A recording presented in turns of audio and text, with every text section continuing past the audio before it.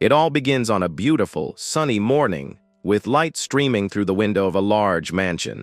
On that special day, a bountiful table filled with delicious treats was prepared for a grand celebration. Several servants congratulate young Isaac for being recommended to the prestigious Royal Academy at 10 years old. The boy's caring nanny approaches, bringing a plate full of all his favorite foods. The little lord smiles sweetly, seeing all the effort they made to make him happy. Very politely, young Isaac von Gogh thanks his nanny immensely for her kindness. Just then, one of the mansion's staff members appears to give him a surprise gift. The man explains that it is a token of gratitude because the boy saved his sick son's life in the past. Isaac thanks Hans for the kind gesture and accepts the package with a sincere smile on his face. Suddenly, the hurried footsteps of someone running down the hall interrupt the pleasant moment. His younger brother runs in with a lute in his hands, wanting to play a song to celebrate. Hans takes the opportunity to praise little Jonas, saying that even the court musician considers him a true prodigy. Isaac gets very excited to hear this and encourages his little brother to show off his musical talent. Jonas is overjoyed with the support and prepares to play his instrument with all his dedication. The little boy begins to play a beautiful melody as he focuses on the strings of the lute. But suddenly, the sweet music turns into a terrible nightmare filled with the boy's desperate screams. Isaac wakes up startled in the middle of the night, letting out a desperate cry with his heart racing. He realizes he is in a simple, dark room and lets out a sigh, noticing it was all just a dream. Feeling the cold sweat run down his face, the young man regrets still having these foolish thoughts from the past. He looks toward the castle, knowing very well that he can never return to those happy days of his childhood. Shortly after, firm footsteps begin to echo down the dark stone stairs toward his room. Someone finally approaches the heavy wooden door and prepares to enter the young man's room. It is his companion, Lucas, who enters carrying a lantern and a tray of food for his master. But upon looking closely at the young man, his ally immediately realizes that something is wrong. Lucas asks if the young master had another nightmare, as his face is extremely pale. The young man runs a hand through his hair and confesses that he just dreamed of moments from his old life. He says the dream was from 20 years ago, and the servant suggests he eat some fresh cheese to distract himself. On the tray, there is a very hot stew accompanied by bread and cheese to give the young master strength. Lucas reminds him that after the meal, they will need to make up for the sword training they missed the day before. The ally wishes him a good meal as Isaac begins to remember in detail the whole tragedy of the past. He recalls that when he was 10, he caught a bad flu right before entering the prestigious academy. As the fever lasted for months, his father decided to call a renowned mage from the Tower of Magic to examine him. The specialist explained that all living creatures are born with a well-defined flow of mana in their bodies. However, the boy's energy circulation was extremely unstable and too fast for him to handle. Hearing this, his father fell into despair upon discovering the energy flow would destroy his son's body. Soon, the accumulated energy burst like a broken dam and violently collided with the external mana. This terrible collision of forces ended up generating a devastating explosion inside his own home. The catastrophic accident destroyed everything around and caused widespread panic among everyone nearby. Several people were lost, and the energy kept exploding uncontrollably, leaving the survivors terrified. Because of this constant danger, the boy was isolated in a remote place where no one dared to come near. But his faithful ally ended up with mana poisoning and became so weak he was constantly coughing. Feeling immense guilt for the situation, the young master clenches his fist in frustration. Worried, the boy orders his companion to rest for a whole month to fully recover. The servant laughs and jokes that no one else would take care of him since he has no other friends. He steps back a bit, laughing at the situation while trying to calm his young master's worried heart. The ally jokes that he has survived dozens of explosions without losing a single hair. The man guarantees that his master will never find someone as good as him. But the young man warns about the danger of losing everything. Isaac tells the servant to leave right away so he can concentrate and meditate without any interruptions. With an affectionate smile on his face, the man says goodbye, saying that serving him has always been a great pleasure. The door finally closes, leaving the young master alone in the darkness of his own thoughts.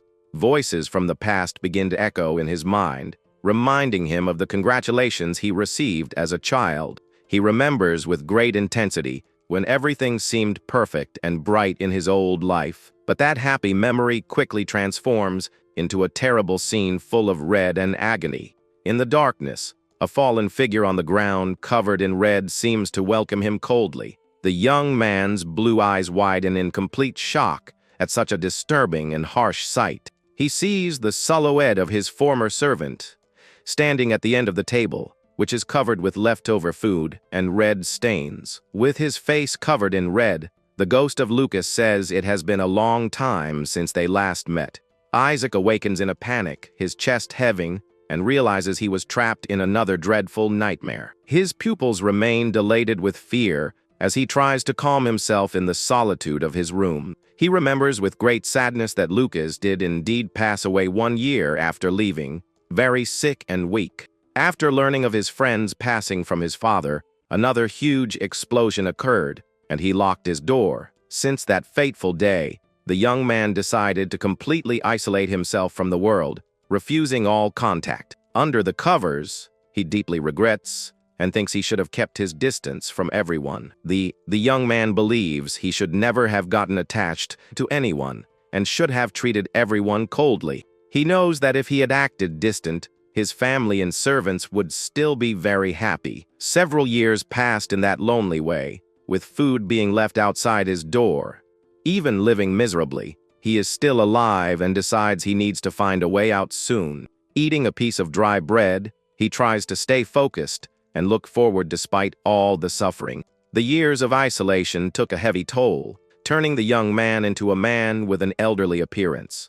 For 30 years living locked away, he studied all the magic he could to try to cure his condition. With no more books to read, all that was left was to trust his intuition and meditate deeply to master the mana. He tries to find strength in the absolute silence, to begin a new journey of self-discovery and power. In his mind, he visualizes the immense castle and realizes that he now lives in a world where only he and the mana exist. Years later, he finally manages to find a valuable clue to overcome his terrible condition. While holding a piece of spoiled food, he wonders if his family is going through any serious trouble. He remains focused on his research, using magic crystals and tools to carve runes on the table. The man now has a tired look, full of deep wrinkles around his striking blue eyes. Looking at the marks on the stone wall, he is surprised to realize he has already turned 71 years old. Suddenly, the sounds of slow, heavy footsteps begin to echo from outside in the dungeon corridor. An unknown silhouette approaches the entrance with a serious and mysterious look under the shadows. The mysterious visitor calls out to him hesitantly, revealing himself to be his younger brother on the other side. He says his name is Jonas and asks if his brother is asleep, leaving the old mage completely frozen. Isaac walks slowly to the entrance, wondering what could have brought his brother there after so many years. Jonas asks if he can come into the room, but Isaac's tired expression shows great suspicion. With a clenched fist and fearing another explosion, the old man coldly orders the visitor to speak from outside. Jonas accepts the condition and sits down, leaning against the door, saying he has a long story to tell him. The brother reveals in a melancholic tone that this day marks the anniversary of their father's passing. Shocked by the news, the old mage immediately asks how their father left this world. The visitor replies that the story is very long and asks if he really wants to hear the details. With a half-ironic smile, Jonas proposes to start the story with what happened over 30 years ago. He explains it all started with a violent war of succession to the throne between the first and second prince. Isaac listens with great attention to every word spoken by his brother, who remained locked outside the room. The revelations bring back old and deep memories, making the old man focus completely on the conversation. He remembers with nostalgia when, The two were happy children and used to play together in the garden. Jonas compliments his brother's ability to listen to stories, saying that he even lost track of time there. The man outside laughs and jokes that he should have traveled the world as a wandering poet, but he soon adds that it would be difficult, since he can now only use one of his hands for everything. Jonas apologizes in a melancholic tone, letting a heavy and uncomfortable silence hang in the air. Sensing the tense atmosphere, the old mage clasps his own wrinkled hands, expecting the worst of the revelations. In a grim tone, Jonas confesses that he and their parents have always held a deep resentment toward him all these years. He listens with great emotion to the words his brother begins to speak from the other side of the heavy door. Jonas says that everyone missed him very much during all these long years of separation and isolation. He states with a tone of deep sincerity that everyone there always truly loved him from the bottom of their hearts. Coughing heavily, the young man confesses with regret that he just wanted the chance to see his brother's face one more time. Isaac is very confused upon hearing this and tries to understand what was really happening on the other side. Jonas explains with a weak voice that monsters attacked the kingdom and asks his brother to live the rest of his life in peace. The visitor expresses great regret, saying he really wishes he could have gotten there a little sooner. At that moment, a trail of red starts to seep under the door, and a dull thud is heard by the old man. Desperate, the old mage quickly opens the door and is completely horrified by what he sees right in front of him. He finds his dear brother fallen on the cold ground with a sword stuck right in his injured chest. The old man is speechless as he realizes the terrible sacrifice Jonas made just to say goodbye to him. He realizes it was a true miracle that the young man managed to stay alive and speak for so long. The old man decides to lift his dear brother's still form, saying that he can't just lie there. With great effort, the old man begins to walk, carrying in his arms the weight of his greatest and most painful loss. He slowly climbs the dark stone steps, firmly holding his little brother's lifeless form. Tears of pure suffering begin to stream down the old mage's face as he keeps asking himself why this happened. He laments, noticing how thin and light Jonas's body was, questioning how long he had been going hungry. He finally reaches the dungeon exit and is met with the bright daylight that floods his eyes. The old man breathes with extreme difficulty, feeling the freezing air of the harsh winter hit his face. He takes slow, tired steps through the soft snow while continuing to carry his young brother's still form. Looking around, he sees the castle courtyard completely destroyed and turned into gray ruins. The courtyard was covered in debris and the forms of slain monsters, showing the severity of the battle that took place there. Holding Jonas in his arms, he looks up at the gray sky and sadly comments that it has started to snow on them. As the frozen winter ground prevents a burial, he decides to wait for spring to arrive to lay his brother to rest. The old man looks at a dry tree and decides that as soon as he buries Jonas in the family tomb, he can also rest. Time passes slowly, and the dry branches of that same tree begin to withstand the harsh winter cold. With the arrival of spring, a beautiful white butterfly lands on the branch where a small green leaf is beginning to sprout. Isaac now stands before the three graves of his beloved family, who finally rest in a beautiful green field. Firmly holding a shining crystal, the old mage prepares to perform the greatest feat of his entire life. He slowly opens his hand, concentrating all his accumulated energy to show that he has finally gained control. A perfect and completely controlled flame appears in the palm of his hand without causing any explosion or destruction. He looks lovingly at Jonas's tome and asks if his brother was able to see this great achievement of his magic. The old man cries with emotion, realizing that after so many decades of research, he has finally tamed his energy. He wonders if, with this great goal finally achieved, he too can have his well-deserved rest. Feeling his strength fading quickly, the old man lies down gently on the soft grass next to the tomes. He closes his eyes, asking his family for forgiveness for taking so long to overcome his terrible curse. The man laments, thinking that everything could have been different if he hadn't given in to despair in the past.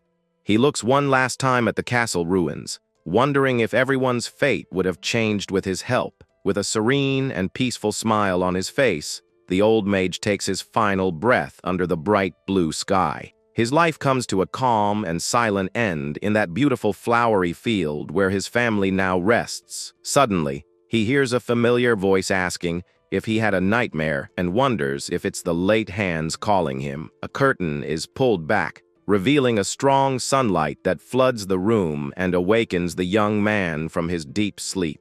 The young man's bright blue eyes widen as he realizes that he is indeed awake and feeling the light on his face. He sits up quickly in bed, breathing heavily, unable to believe what was happening. The servant Hans approaches with concern, saying that the young master is covered in a cold sweat and looks very pale. Hans walks around the luxurious room, asking if the master didn't sleep while cleaning the bright space.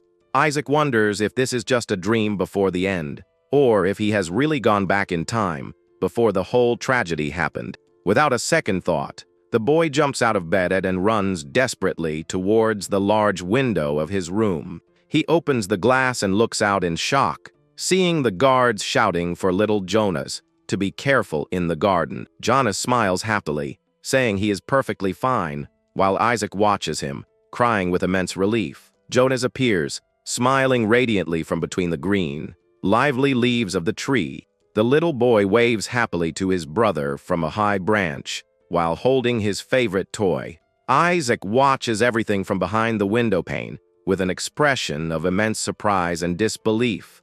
Jonas continues to celebrate, raising his hands, very happy to see his brother back. A sincere tear runs down Isaac's face as he touches the glass with a beautiful smile of relief. The young man murmurs to himself, slowly realizing that this unbelievable situation is not just a dream. He realizes he has indeed managed to return to the past, just as a mysterious voice echoes in his mind. The mysterious voice tells him to awaken his true strength and face the lonely destiny that awaits him.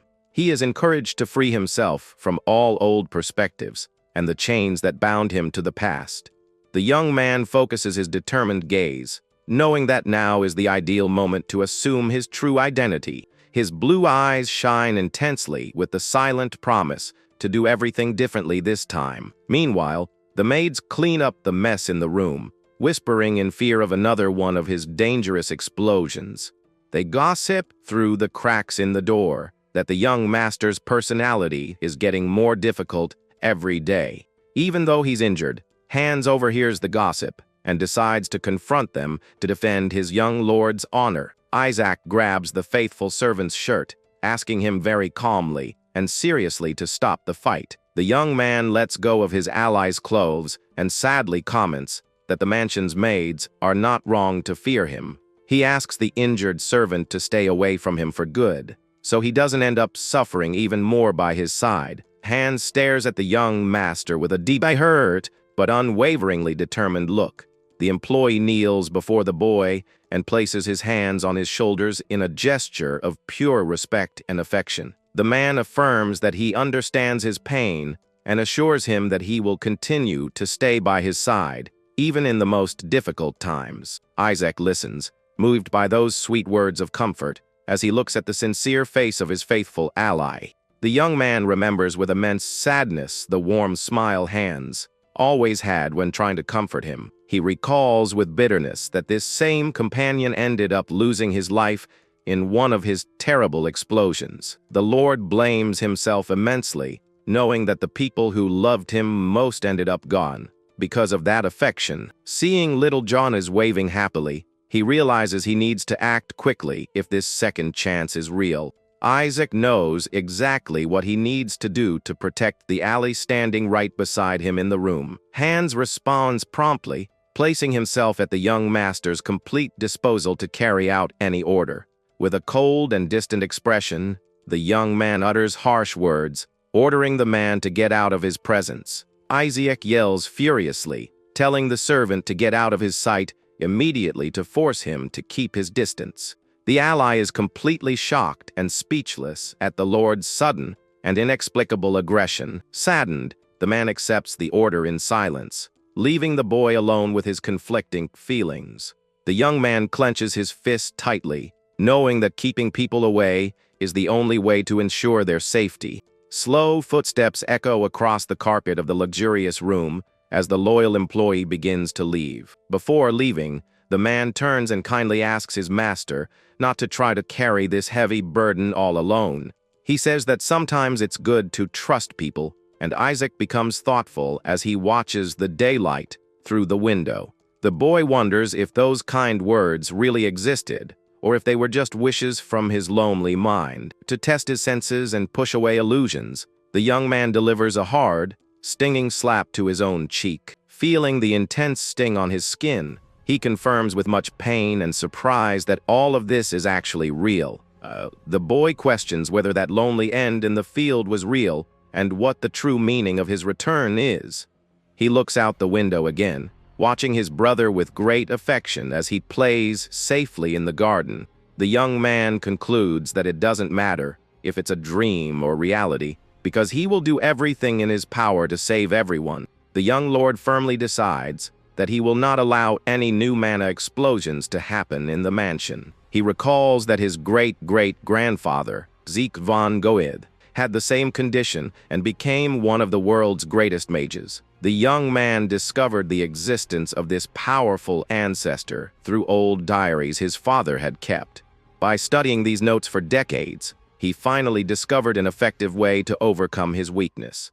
The great solution consists of creating a powerful containment rune using a special magic crystal. By carving the correct pattern of runes into the magic stone, it contains and stabilizes the unstable flow of mana. With young and steady hands, the process of carving the rune becomes incredibly easier than it was in his old age. The rune's function is to support the vessel to withstand the pressure generated by the constant flow of energy. Since his energy moves quickly and violently, his young body needs this help to avoid being destroyed. Normally, an ordinary person's flow would break, and they would be lost, but his body has the ability to regenerate. Because of this strange anomaly, the young man is at constant risk of suffering dozens of dangerous explosions. The goal of the magic rune, carved into the stone, is to force a change in the natural path of energy circulation. The process requires a continuous impact to be applied with extreme precision directly to the damaged area. With this, a new energy channel opens, causing the violent flow of mana to spread in a controlled manner. However, the young man knows very well that the success rate of this magical, surgical procedure is extremely low. He remembers that the small flame in his hand at the end of his past life was proof that his method worked. With his heart pounding, he wonders if he can achieve the same success now that he has returned to his childhood. The young man extends his hand and summons his magic, concentrating all his energy to generate a small, controlled flame. Suddenly, a gigantic pillar of fire erupts from his hand, completely startling the young lord with its immense power.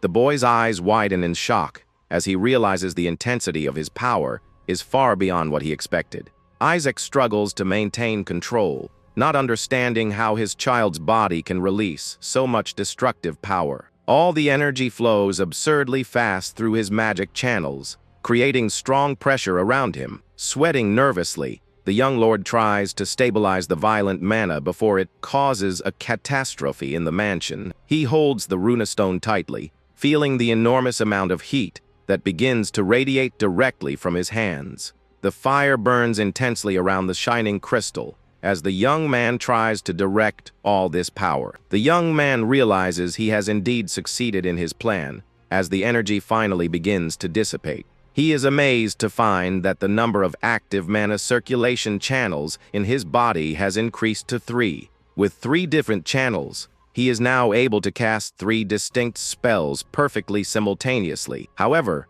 he quickly clenches his fist and reminds himself that increasing his attack power was never his real goal. The boy knows that his true goal is to prevent uncontrolled mana explosions from happening again in the castle. He concludes that he will need to practice magic constantly to open even more channels and reduce the pressure in his body until he achieves total stability. He decides that the only safe alternative is to keep people away. Holding the magic crystal, he he reaffirms his commitment not to let anyone get close to him for their own safety. The moon shines in the silent night sky as the young man prepares to face his long and lonely destiny. Hans enters the room with a huge smile on his face, carrying a full tray and announcing that dinner is ready. The servant serves the young master's favorite bread on the table, but only receives a cold, harsh reply to leave. Joking gently, the loyal employee insists that he eat at least one piece to regain his strength. Isaac sighs, noticing the affectionate gaze and sincere concern that Hans shows for him at that moment. In front of the fireplace, the young lord asks his current age, and the servant kindly replies that he will be 12. The man jokes that he is at an age to be pampered, while the boy reluctantly takes a bite of the bread. The young man chews slowly and suddenly freezes as he tastes the all too familiar flavor of the simple food. He realizes with emotion this is the bread his dear nanny used to prepare especially for him in the past. Hans watches his master eat with a very happy and satisfied expression, pleased that his effort paid off. While eating, the boy comments that he hasn't seen the nanny today, and Hans explains that her son is very sick. Isaac listens attentively, holding the soup spoon near his mouth as his mind begins to connect the old facts. Putting the spoon back on the plate, the boy asks if the woman had to go home to take care of her son. The boy reflects on his family's kindness in allowing the nanny to be absent to take care of personal matters. Hans just listens to the young master's comments, showing a look of deep empathy and respect for the situation. The firewood burns in the fireplace, illuminating the dark room with a warm glow that contrasts with the boy's seriousness. Isaac remains in absolute silence as he tries to remember what tragic events happened around that same time. The boy fidgets with his fingers, feeling a terrible pang of worry rise in his chest. He remembers clearly that the nanny's son contracted a severe case of pneumonia and tries to find out more details. The faithful servant looks at the young master with a calm expression and prepares to give more information about the case. Hans reveals that all the children in that small village have also contracted the same dangerous respiratory illness. Hearing that, the young lord's memories return in full force, and he finally remembers the great tragedy. He recalls the terrible pneumonia outbreak in Black Goose Village, which sadly took the nanny's little son. The tragic loss caused the poor woman to live immersed in a deep and incurable sadness for the rest of her days. He remembers how she passed away in his arms in the past, and swears he won't let her suffer that again. With his hand on his chin, the boy begins to coldly analyze the situation, knowing that the real cause of the illness was something else. Isaac looks at the hot stew and realizes that things are starting to make sense in his mind. He calls the servant seriously and asks what creature was recently defeated in the region. The boy suddenly stands up, wanting to know all the details about the beast eliminated in the village. Meanwhile, the cold night deepens under the silent glow of a crescent moon in the starry sky. In the middle of a frozen forest, a small deer walks calmly through the soft night snow. Suddenly, the animal becomes fully alert, noticing a strange glow coming towards it. A huge fireball crosses through the trees, lighting up the darkness and scaring the wild creature. The deer makes an agile leap to escape the violent impact of the magic attack that explodes behind it. Isaac walks through the forest in heavy winter clothes and regrets missing the target of his attack. The young man confesses that he thought the animal was a dangerous wolf while analyzing his small flame.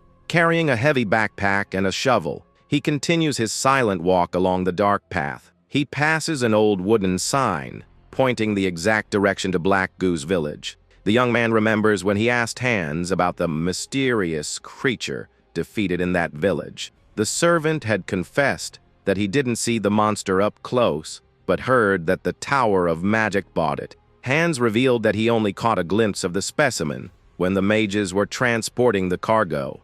The creature looked like a giant spider with silver fur, and the young man concluded it was a threat. He was absolutely certain that the creature described by his ally was a terrible winter spider. He knew that these monsters weren't very strong, but could multiply very quickly in large packs. The real danger of this type of creature was the large amount of dense mana they released.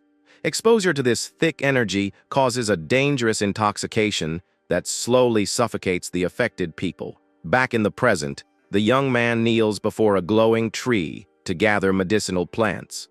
The young man deduces that the children of the neighboring village were poisoned by the energy released by the spiders. Very carefully, the young lord places the harvested herbs inside a large leather bag he is carrying. He laments that the people there don't know about mana intoxication and think it's just pneumonia. Isaac looks at the harvest with satisfaction, knowing that these plants will relieve the children's symptoms. The young man knows this cure is temporary and that he will need to eliminate all the spiders to solve the problem. He thinks about asking his parents for help, but remembers that his father is very busy defending the border fortress. Meanwhile, his mother is traveling the continent, searching for a definitive cure for her son's strange condition. The boy realizes that if he just waits for his parents to return, the nanny's son will end up losing his life. Determined to act on his own, the young man approaches a quiet village under the soft glow of the moon. He locates the small wooden cabin where his dear nanny's family lives humbly. Inside, the worried woman wears a mask on her face while watching over her sick son's feverish sleep. Suddenly, light knocks on the door catch the woman's attention, and she turns around quickly. Startled, she opens the door and asks who is there. Coming face to face with a mysterious figure wearing a dark hood. Looking closer at the hooded visitor, the woman's eyes widen in complete shock. Isaac reveals his face, saying she looks tired, and the woman is astonished to see the young master. The woman hugs him affectionately, asking anxiously what brought him there, and if something bad happened at the mansion. She notices his face is dirty with soil and gently wipes it to clean the young master. The young man just watches in silence that comforting and familiar gesture from his nanny. He explains he came because she missed work, but the woman stops him from entering the room. The woman desperately warns that her son has pneumonia and fears the young master might get sick too. To calm her down, the boy puts a cloth mask on his face and asks if it's safe to enter now. Without giving time for more discussion, the young man hands her the heavy bag full of medicinal herbs. He instructs the woman to crush the plants and boil them twice to prepare a very effective remedy. Then, the boy walks slowly to the wooden bed where the small, sick child is resting. The young man carefully observes the little boy lying down, who is breathing with great difficulty under the covers. Noticing small bluish spots on the child's skin, he confirms that it is indeed a case of mana poisoning. He approaches kindly and calls the little boy's name, asking if he can hear his voice. The little patient opens his eyes very slowly, appearing extremely weak and tired due to the fever. The boy recognizes the young lord and pleads with a trembling voice for him not to send his dear mother away. The boy cries and says his mother only stayed behind to take care of him because he was very sick. Isaac looks kindly at the child and assures him that he won't send the woman anywhere else. He places his hand on the boy's forehead, saying she's the only one who brings him hidden pieces of bread. The next day, the sun begins to rise slowly, coloring the sky with soft shades of pink and blue. A guide accompanies the young lord to the dark entrance of a large abandoned mine in the mountain. Asks if he's sure the place is a limestone cave, and the man readily confirms it. The young man hands him a gold coin to thank him for his service and says he will continue alone from there. The guide says goodbye, warning that people tend to disappear around there, and Isaac thanks him for the sincere warning. He reflects that winter spiders prefer limestone caves, and that this is their likely habitat. Before taking the first step into the darkness, the young man begins to concentrate his light magic.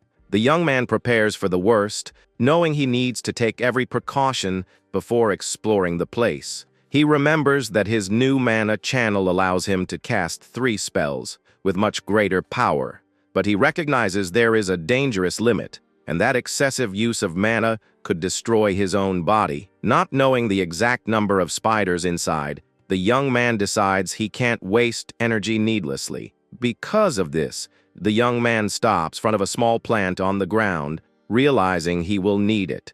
The plant in question is frost nightshade, known for its peculiar properties in nature. He recalls from books that the fruit of this plant acts as a deadly poison to winter spiders. He finds it very ironic that the terrible creatures live in the same habitat as their worst poison. Under the clear day sky, the young man focuses all his effort on gathering as many fruits as possible. With a sigh of relief, he looks at the bag full of leaves and berries he managed to collect in the forest. He looks at his irritated fingers and realizes he should have worn gloves, as the sap is too strong.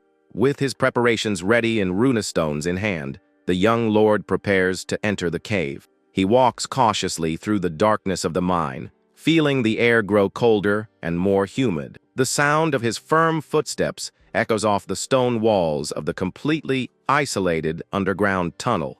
The young man stops at the edge of a steep drop, trying to see what lies at the bottom of the crevice. He thinks to himself that having an accident and falling there would be a completely pathetic and useless end. The boy realizes the nest is at the bottom of the crevice, but needs to find a safe way down. Looking to the side, the young lord finds an old rope ladder firmly attached to the cold rock. The wooden and rope structure looks old, but still strong enough to support the boy's weight. He holds the rope firmly, concentrating his strength to begin the dangerous descent into the darkness. Step by step, the boy descends the makeshift ladder while carrying his heavy supplies. The young man's foot finally touches the firm cave floor, indicating he has reached his destination. The young man lets out a long sigh, tired from the physical effort required of his small 12-year-old body. But as he looks ahead, Isaac's pupils contract at a disturbing sight. Before him is a clearing full of scattered bones, confirming that he has found the right nest. He notices the mummified remains of wild animals that have been completely drained of their vital fluids. The young lord kneels and picks up a piece of bone, realizing with horror that it's a human collarbone. He wonders with regret if those bones belong to one of the missing people the guide mentioned. Suddenly, the rapid sounds of multiple footsteps begin to echo from the stone walls, startling the boy. The strange noise intensifies, coming from all directions and putting him on full combat alert. Isaac focuses his determined gaze and quickly begins to concentrate his magical energy in his hands. Two intense flames appear in his hands, illuminating the dark clearing with a warm reddish glow. A giant spider leaps from the darkness toward him but retreats, startled by the light of the fire. He spreads flames around him, knowing these monsters hate heat and will keep their distance for a while. The boy knows he needs to act fast before dozens of other monsters appear and corner him. The young man firmly adjusts his cloth mask to avoid breathing the toxic mana smoke that is spreading. He places the bag with the nightshades on the ground, preparing the poisonous fruits to use against the spiders. Kneeling in the center of the clearing, the young lord concentrates fully to begin executing his plan. With a cold, focused look, he prepares for the confrontation, knowing that any mistake could be fatal here. The young man points his finger toward the fruits and begins to channel his mana to activate his combat plan. He uses his fire magic to burn the poisonous plants, causing them to release a dense smoke. A greenish mist begins to spread rapidly throughout the area, filling the cave's air. As they breathe in the toxic smoke, the spiders start to cough and lose control of their movements. Isaac observes the wakened monsters and concludes that now is the perfect time to counterattack. The young man stares at the creatures with determination and announces to himself the beginning of his great hunt. He recalls spending entire days isolated in his study, poring over magic books. The young man remembers the furious shouts of people questioning why he allowed things to get so much worse. From his high window, he silently observed the suffering and outrage of everyone outside. Several advisors and guards argued aggressively, demanding answers about the region's safety. An enraged villager shouted, wanting to know the reasons why the Lord had failed to protect his own people. He asked why Black Goose Village was abandoned while soldiers tried to calm the crowd. Feeling exhausted with all the shouting, the young man just turned his back, finding it all too noisy. At that time, he simply considered boarding up all the windows with wooden planks to get some peace. He thought better of it and considered the possibility of moving his entire research setup underground. The underground would bring less noise and fewer people, making it easier to focus entirely on studying his condition. He planned to line the walls with a durable mineral capable of withstanding his frequent mana explosions. The young man turned with a smile to ask for his faithful servant's opinion on this brilliant new idea. He called his friend's name but suddenly realized he was completely alone in the large hall. The silence that fell in the room made him remember with immense sadness that his friend had already passed on. With a lump in his throat, he murmured to himself, remembering that his loyal companion was no longer there. He then returned to writing alone at his desk, surrounded only by endless piles of books. The sound of the pen scratching on paper echoed through the empty study like a reminder of his profound loneliness. The young man's eyes had lost their sparkle and were completely lifeless from so many years of isolation. He continued to tirelessly record his discoveries, with no one to share his progress with. Time passed slowly as he recorded everything in silence, focused only on mastering his dangerous energy. The firm writing on the paper was his only refuge and distraction during all those long decades. He lived miserably until the end of his days, lamenting every one of his painful losses from the past. Back in the present, the poisonous smoke continues to rise and invade every corner of the dark cave. The young master meditates calmly on the cave floor, waiting for the moment the poison takes full effect. Behind his mask, he regrets that the sad memories of the past still insist on surfacing in his mind. He observes that the spiders are falling weakly, proving that the plant's poison worked perfectly. Since it was impossible to feed them directly, burning the herbs to release the smoke was the best tactic. Knowing he wasn't immune either, the young man tied a very wet cloth around his face to protect himself from the toxic air. Then, he concentrated his inner energy to purify the few toxins that entered his body. At the same time, the boy summoned spheres of concentrated fire to create a defensive barrier around himself. He used purification and fire magic simultaneously, demonstrating an incredible control over his energy. This special multi-circuit technique bought him the necessary time for all the monsters to weaken. With a cold, focused look, the young lord points his index finger toward the monsters and bids them farewell. A devastating fire explosion consumes the entire clearing, eliminating the weakened creatures at once. The boy walks imposingly through the flames that still burn what's left of the spider's nest. But suddenly, he hears a different sound and looks back, realizing something else is happening there. The few surviving spiders begin to run desperately towards a single specific point. The young master gives a slight smile, immediately realizing there must be a water source in that direction. Without wasting time, he starts following the creature's steps, walking carefully over the heated ground. The intense heat of the fire still consumes the area as the young man advances determinedly through the stone tunnel. Feeling very hot, he decides to take off his heavy winter coat to avoid being choked by the smoke. He throws the garment on the cave floor, knowing he needs to complete this mission as quickly as possible. He enters a new section of the cave, where stalactites drip in an extremely cold and humid climate. Carrying only a small flame for light, the young man walks along the edge of a stream of clear water. Isaac begins to shiver from the cold and bitterly regrets leaving his heavy coat behind in the clearing. Isaac realizes the temperature in the area has dropped so much that the surrounding puddles have started to freeze completely. Suddenly, the young lord stops walking when he notices something very strange right in front of him in the darkness. He looks up and is shocked to see a gigantic number of glowing blue eggs stuck to the ceiling. The boy starts to get really worried as he realizes the size of the monster colony that is about to hatch. Just then, a huge ice spike falls from the ceiling by surprise and nearly hits the young man, who is startled by the sudden attack. Extremely loud sounds of heavy footsteps begin to echo from all directions in the frozen cave. Isaac is on high alert as he hears the tremors, knowing that the creature responsible for them is approaching. The deafening sound continues to resonate as the boy raises his small flame to try to light up the darkness. With great determination, the young lord prepares a fireball in his hand to defend himself from any threat. Without hesitation, he launches the flaming sphere toward the dark tunnel from where the frightening noises are coming. The magic attack cuts through the cave air, illuminating the rocky walls with a very strong reddish glow. The young man waits anxiously, holding his shovel tightly as cold sweat begins to run down his worried face. He focuses his attention on the silence that has fallen for a brief moment, trying to predict the enemy's next move. A monstrous spider with glowing red eyes emerges from the ceiling, revealing itself as a gigantic and deadly threat.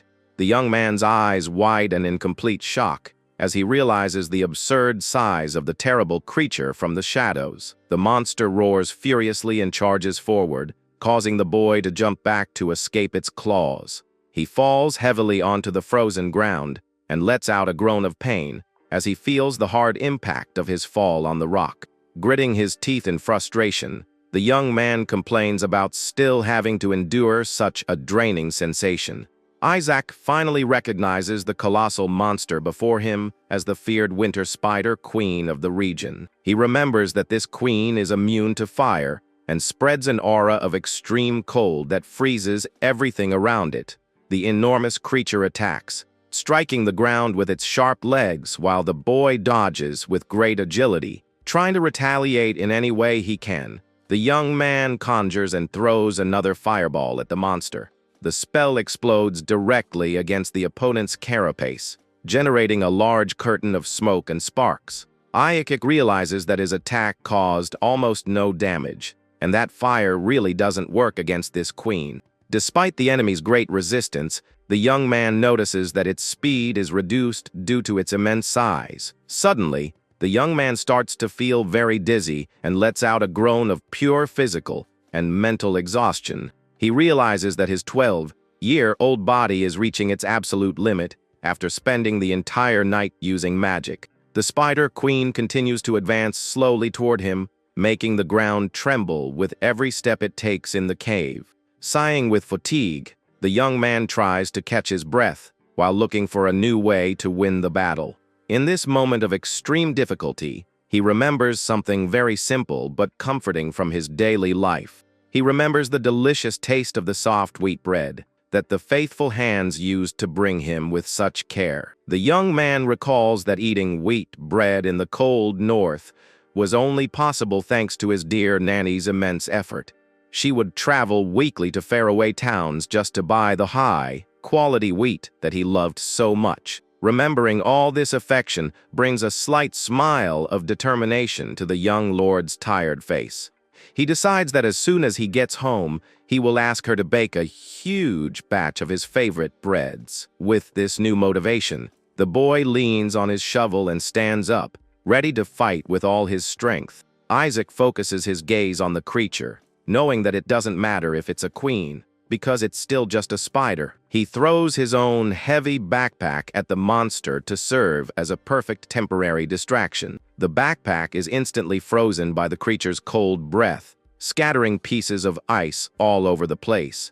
The distraction works very well, making the enemy focus its attack in the wrong direction for a few seconds. Taking advantage of the opening, the young man runs at high speed, wielding his shovel firmly for the final blow. He approaches the adversary with his eyes shining with determination, concentrating his energy into the metal blade. With a quick, strong move, the boy strikes the terrible creature's body, breaking part of its carapace. The hit is precise, causing the monster's green fluid to splash against the frozen cave walls. He climbs onto the enemy's carapace and strikes again, making the queen scream in pain from the force of his physical attack. But the creature thrashes violently, forcing the boy to jump away to avoid being crushed by the counterattack. Isaac slides across the smooth ice floor, trying to regain his balance as the monster prepares to charge.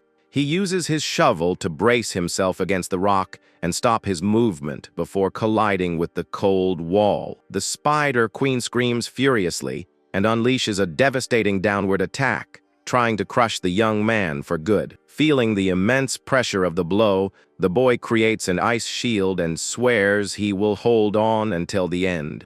Isaac knows he can't fail now because he doesn't have enough mana to cast another ordinary fireball. He decides to abandon long-range attacks and begins to concentrate an incredible flame in his own hand. The young lord begins to condense all his magical energy to create an extremely powerful sphere of heat. With great effort, he forces the energy to compress even more, generating a bright and intense blue sphere. Isaac focuses all his remaining power on this concentrated magic as blue flames cover his entire body. The young man charges forward at full speed and delivers the blow directly to the terrible Spider Queen's vital point. The attack precisely hits the crystal on the monster's chest, which begins to glow intensely with the energy. The boy channels every last drop of mana as the creature thrashes, feeling the power of the blue burn. The Spider Queen lets out a deafening scream of pure agony as the fire consumes its entire gigantic body. The immense monster finally collapses weakly on the cave floor, completely defeated by the blue flames. Isaac tries to pull his arm away from the creature's body but realizes his muscles are trembling with exhaustion. With a desperate gasp, the young man finally manages to free his hand from the violent residual energy. Relieved to get free, the young man falls backward, completely exhausted, and without the strength to stay on his feet. The young lord faints and collapses on the stone floor, while the monster's smoldering carcass remains fallen above. He lies unconscious on the cold cave floor, surrounded only by the blue glow of the last magical embers. From the remains of the defeated creature, a beautiful, shining blue mana crystal appears on the icy ground. The magic stone shines intensely in the darkness, revealing itself to be the valuable core of the Spider Queen. Isaac slowly begins to regain consciousness as he hears the worried whispers of people around him. He recognizes the voices of his dear nanny and hands anxiously discussing his sudden disappearance. The faithful servant worriedly asks if she really doesn't know how the young master ended up in that dangerous mine. The woman anxiously replies that she only heard a local hunter served as a guide for the boy to the entrance. Isaac recalls that after defeating the monster, he fainted and, with great difficulty, managed to walk back to the village. He remembers that upon reaching the village entrance, he ran into Hans, who was pacing back and forth anxiously. The boy was so exhausted that he ended up falling asleep in his loyal servant's arms the moment he found him. The young lord wakes up in a warm bed and hears Hans say that the nanny's son was cured thanks to his advice. The alley smiles happily, commenting that the young master may seem a bit irritable, but has a heart of gold. Isaac listens to the praise from under the covers and feels extremely embarrassed by his friend's sincere affection. The young man decides to sit up in bed, calling for Hans and leaving the two staff members immensely relieved to see him. He asks how long he has been sleeping, and the servant replies that he rested for half a full day. Shortly after, the young man resumes his training outdoors, noticing that a great change has occurred in his own body. He discovers with amazement that the number of his active mana circuits has increased from 3 to a total of 4. This evolution has stabilized his body and now allows him to cast up to 4 different spells at the same time. The boy knows this improvement due to pushing himself to the limit and running with magic daily. Controlling mana requires a lot of mental effort, and he knows that physical fatigue directly affects his mental strength. The young man understands that he reached his physical limit in the mine because he currently has the untrained body of a child. He remembers that in his past life, his old companion Lucas always helped him train his endurance. The memory of his departed friend's warm smile brings a wave of nostalgia and longing to the boy's heart. Isaac clenches his fist with great determination, vowing to continue training to protect everyone. Back in the present, the young lord walks elegantly down the mansion corridor when a familiar voice calls out to him. The head butler, Schiller, appears accompanied by a doctor, announcing that today is the day for his annual routine checkup. The young lord watches his staff approach, maintaining his usual calm and reserved expression. The doctor bows politely, greeting the young man and asking how he is feeling today. Isaac remembers this is the personal physician sent by his father, but knows he understands nothing of his condition. After examining him, the doctor smiles, saying the young lord's health seems to be much stronger and healthier. The boy just watches with disdain as the professional draws hasty conclusions about his real state. The man opens his brown leather case with a quick click to get the young master's special medicines. He presents some shining vials, explaining that the medicine is to stabilize mana circulation. Isaac holds the vial thoughtfully, acknowledging that his father really went to great lengths to get the best medicine. The medicine is a tonic known to increase vitality and is commonly used by soldiers as a stimulant. The young man knows that there was actually an old translation error, and the potion only smooths the flow instead of curing it. He reflects that the potion actually accelerates the energy, making it a real poison for someone with an uncontrolled flow. However, he plans to use this stimulant as a perfect catalyst to open new magic circuits. As soon as the doctor leaves, the young master notices that the head butler, Stiller, is staring at him very intensely. Isaac asks if he wants to say something, and the man comments with surprise that the young man is exceptionally well behaved. Stiller jokingly recalls that the young master used to have terrible fits of rage in the past. The boy gives a playful smile, remembering that his old reputation scared away all the personal doctors in the region. The head butler falls completely silent for a brief moment, maintaining a very serious and focused gaze. Suddenly, the man reveals that he heard about the miraculous healing the young man performed on the children of Black Goose Village. Astonished, the boy asks how he found out and realizes the butler must have pressured poor hands. Schiller explains firmly that if the Council of Nobles finds out about this feat, there will be a huge complication. Because of this great danger, he warns very seriously that he will keep it an absolute secret. Just this once. The butler moves even closer, demanding in a firm tone that the young man restrain himself from now on for safety. Isaac begins to reflect on the personality of the old employee, who always seemed very stern and distant. He remembers that in his previous life, he never had the chance to get truly close to Schiller. The butler was always known among the servants for being a cold, demanding man who showed no emotion. However, the man places his hand on the young man's case and says that if he really needs to act, he should let him know first. Schiller asks that the young lord at least discuss his plans with him before taking any action. The boy is touched as he remembers the words his brother Jonas said before passing away in the old timeline. Jonas had revealed that Schiller defended the family with his own life, even after the total fall of the duchy. Realizing the butler actually cares a great deal, the young man smiles sweetly and thanks him for the sincere support. The old man listens to the thanks, maintaining his impeccable posture, but with a softer glint in his eyes. He takes the opportunity to ask the real reason why the young master is running every day. Isaac hears the question and begins to formulate a coherent answer that won't reveal his secrets about magic. He knows that powerful mages train physically so their bodies can withstand the immense pressure of mana. Schiller just watches the young man with his attentive eyes from behind his glasses, trying to decipher his thoughts. Later in his study, the head butler begins to write a detailed report on the boy's actions. In the document, he records that he personally confirmed that the village children were completely healed. He writes that although magic is difficult, the young man shows a bright future as an alchemist or scholar. With a slight smile, the man concludes that the Duke can finally breathe much more easily about his son. Suddenly, firm knocks on the door interrupt his writing, and he calmly orders the visitor to enter.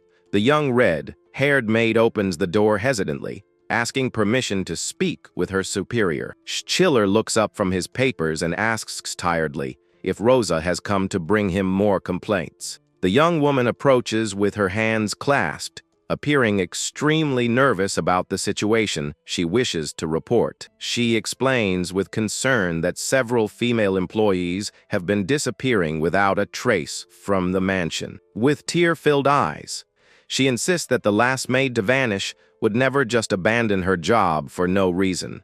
The redhead states with desperation that something very terrible and dangerous must have happened to her dear colleague.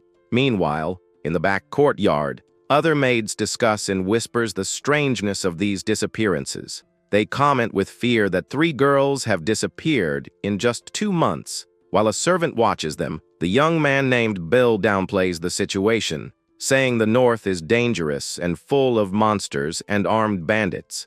The blue-haired maid retorts, saying her friend would never disappear because she needed money for her sick father. Bill lets out a mocking laugh, suggesting with disdain that the young woman just got tired of taking care of her old father. The young man implies that she might have run off with some man, leaving the 2 maids extremely furious with him. He tries to calm things down, saying it was a joke, and announces that he has a very serious theory about the case. With an extremely malicious smile on his face, the servant prepares to reveal his theory to his colleagues. He whispers mysteriously that the disappearances are directly linked to the use of dark magic. The red-haired maid is confused, and the young man reminds her that this is, after all, an influential and powerful family of mages.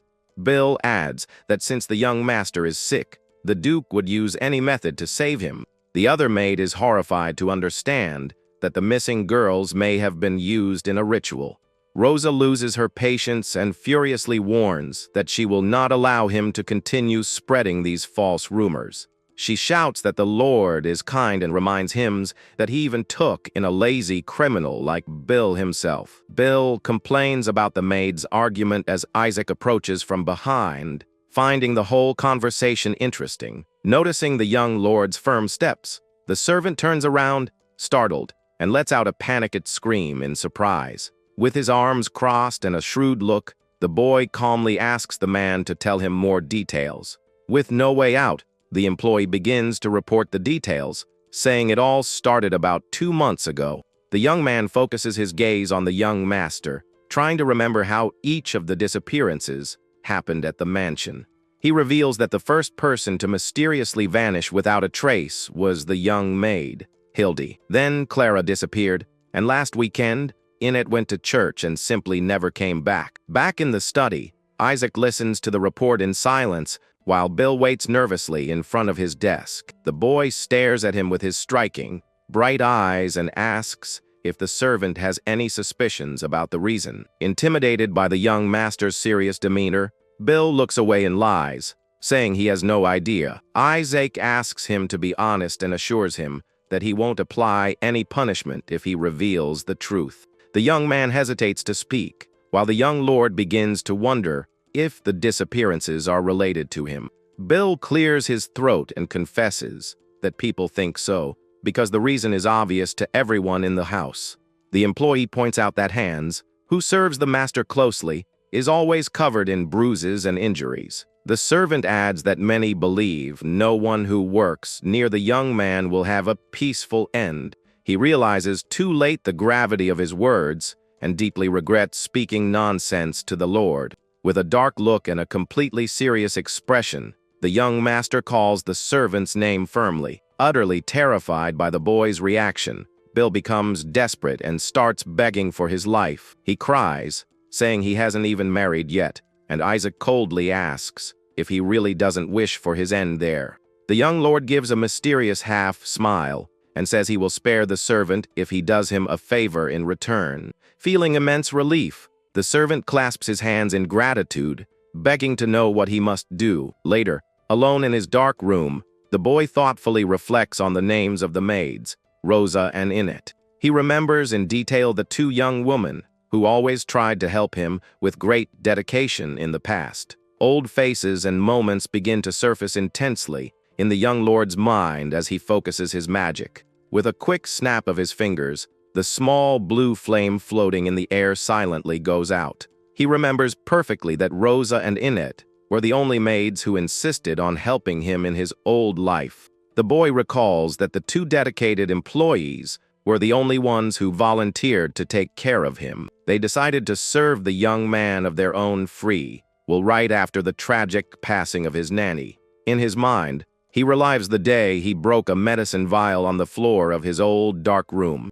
In that painful memory, he ordered the two maids with extreme rudeness to get out of there immediately. He yelled furiously, telling the young woman to leave, causing Rosa to shrink back, frightened by his fury. The boy ordered them never to bring that useless and ineffective potion back to his room.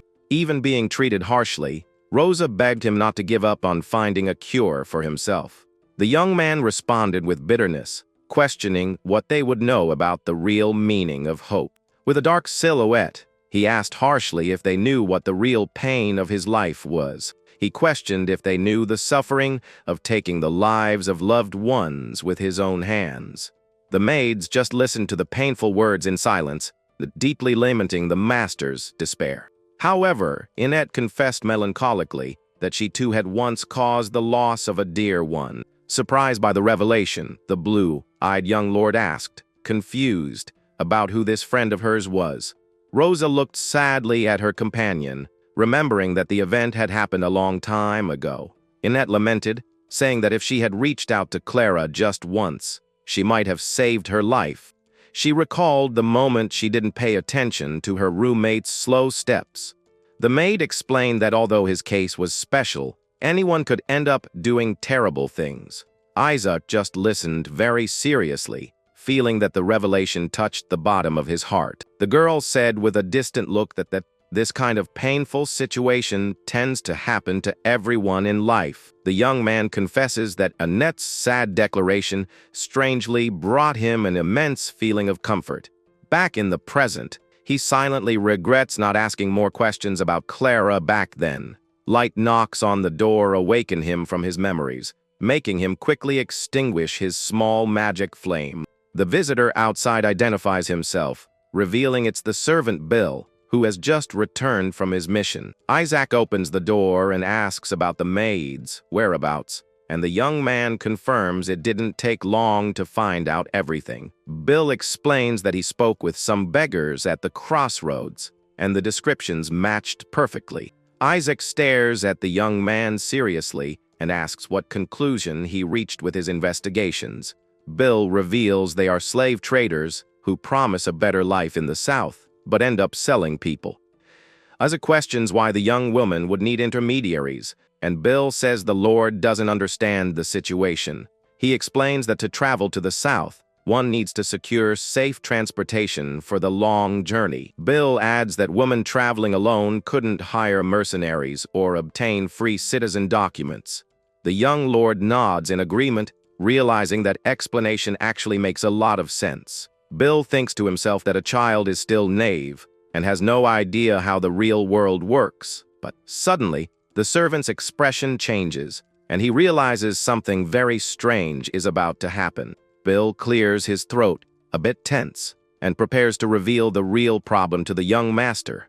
The young man smiles sheepishly and confesses he had to spend all the travel money to make the beggars talk. Isaac glares at him with disdain upon learning he spent 20 silver coins, which is equivalent to half a year's salary. The servant gives a nervous laugh while Isaac just watches him in silence with a very suspicious look. The Lord says the money doesn't matter as long as he finds them quickly, and Bill celebrates such generosity. The servant asks if there's any other task, and the young man points to a paper, saying there is indeed another job. Isaac offers a good commission for the work and directly asks if the young man would accept the new mission. Bill accepts immediately, extremely excited, thinking he has perfectly hooked the young master with his smooth talk. He thinks that if he keeps flattering the boy, he'll get rich, but remembers the master is still a dangerous bomb. Determined to take risks for the money, the servant begins to guide the young master toward the swindler's whereabouts. Bill laughs excitedly, thinking that great profits in life always require taking great risks. But things go very wrong, and the servant ends up trapped in an iron cell, wearing only his undergarments. He looks frightened at a skull in a dark corner of the prison, feeling the cold wind on his bare legs. The man becomes completely desperate and screams, not understanding how everything ended up in such a humiliating way. He continues to complain while the young master watches him calmly in the background, holding his shining crystal. Isaac shows a slight smirk as he focuses on the energy of his blue stone with great tranquility. Place they are in is a huge, damp underground dungeon with water channels cutting through the stone cells. With great anger, the servant grabs the iron bars of the cell with all the strength in his hands. He curses his terrible luck, wondering again how he ended up in such a pitiful situation. He remembers that everything was going perfectly well when he helped the young master escape from the large mansion. Finding the maid's intermediary was also a simple task, as the man claimed to be an exiled nobleman. However, the mysterious man seemed to hide dangerous secrets and very dark intentions under his hood. The swindler ended up paying attention to the luxurious details of the clothes and the valuable brooch Isaac was wearing. The young lord remained with his usual serene expression, not noticing the man's greed for his belongings. An extremely wicked and greedy smile appeared on the criminal's face when he noticed the boy's wealth. Bill starts lamenting in his cell again, unable to understand why he was the one who ended up locked up like that. To make matters worse, he realizes that the treatment given to the young master was completely different. Isaac wasn't touched because he was luxury merchandise, while Bill was stripped down to his undergarments. The servant asks what they will do now, desperately demanding an escape plan from the blue-eyed young lord. Bill shouts for him to stop playing with the crystal and say something to solve the problem. Isaac notes that he has dropped the formalities, and Bill retorts angrily that they are about to perish. The lord states he's getting out of there to look for the missing maids, and Bill agrees, yelling at him. However, the young man reminds him that first, they need to find a way past the solid iron bars. Suddenly, a metallic sound echoes through the dungeon, catching the servant's attention, who is confused by the noise. The heavy iron bars crash down to the floor, revealing that the young master simply broke them. The Bill's eyes widen and his mouth drops open in complete shock at the ease shown by the boy. The servant stammers in fear and calls out to the young master. Unable to form a coherent sentence at that moment, Bill clasps his hands, begging not to be left behind, but the boy coldly pretends he doesn't even know him. Meanwhile, two guards are talking in the hallway and decide to investigate the suspicious noise coming from the cells. Isaac starts walking away, wishing him good luck with the escape, and leaving the desperate servant screaming for help. The young lord stops for a brief moment and glances to the side upon hearing something strange coming from the hallway. Desperate, the servant leans on the stone floor while trying to find a way to convince the young master. He begs on his knees for his own life, promising he will do anything the boy commands. Upon hearing that promise of total obedience, the young lord's firm steps finally halt. Isaac turns around slowly and observes the desperate servant with a cold and completely calculating gaze. The young lord focuses his piercing gaze on the servant and asks if he truly knows what he's saying. The boy calmly reveals that he has seen the servant act in this exact same desperate manner in the past. He recalls when Bill begged for his life on his knees in the cold snow before his former master. Bill said he was completely out of his mind, shouldn't betrayed the trust of the one who took him in. Duke Gotha remembered that the servant was a bandit who only survived by giving up information on his own gang. He pointed his sharp sword, saying that this time the traitor had decided to betray the Gotha family itself. The man stated with an imposing tone of voice that he could no longer trust someone who acts with such disloyalty. Bill continued to beg for mercy, but the Duke angrily ordered him to stop talking. Isaac's father demanded severe punishment for the attempt to steal and sell secret books to a criminal organization. With a swift sword strike, the family leader eliminated the threat for good, leaving the lifeless form in the snow. On that day, young Isaac thought the servant would have been very useful if he weren't so greedy. He remembers that the servant used his old contacts to find the maids, and that the story about the coins was a lie. The young lord narrows his bright blue eyes as he tries to remember every detail of that group. He realizes that the organization the traitor was going to sell the books to is the same one that has now abducted the young woman. This wretch gang that grows through human trafficking will spread like a plague if no one does anything. Isaac decides that any threat that could endanger his family in the future must be eliminated right away. He pulls a mysterious document from his clothes and asks if the servant will really perform any task. The young man says there is a very important and specific mission that the servant needs to fulfill for him now. The faint glow of an old lamp illuminates the stone ceiling of the cold dungeon, which is full of cobwebs. 3 men enter the main hall submissively, presenting themselves before their feared criminal leader. The gang watches their leader serve himself meat, while one of them comments with concern about the chief's health. The robust leader chews on a large piece of roasted meat, appearing completely oblivious to his surroundings.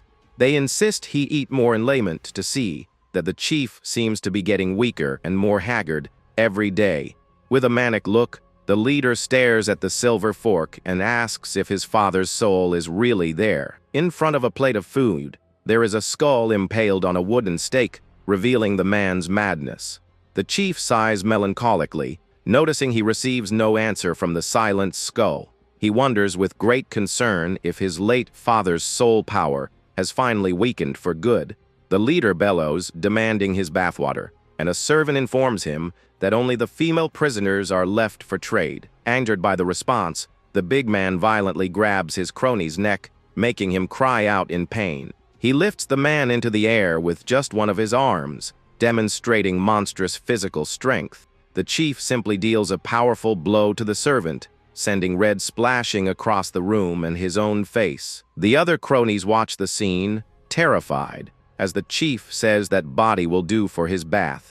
The assailant says he'll be waiting for his red bath, and the subordinates promise to prepare everything quickly. He walks away heavily and menacingly through the dark corridors of the stone fortress. The servants begin to drag their colleagues' form across the damp dungeon floor, trembling with pure fear of the boss.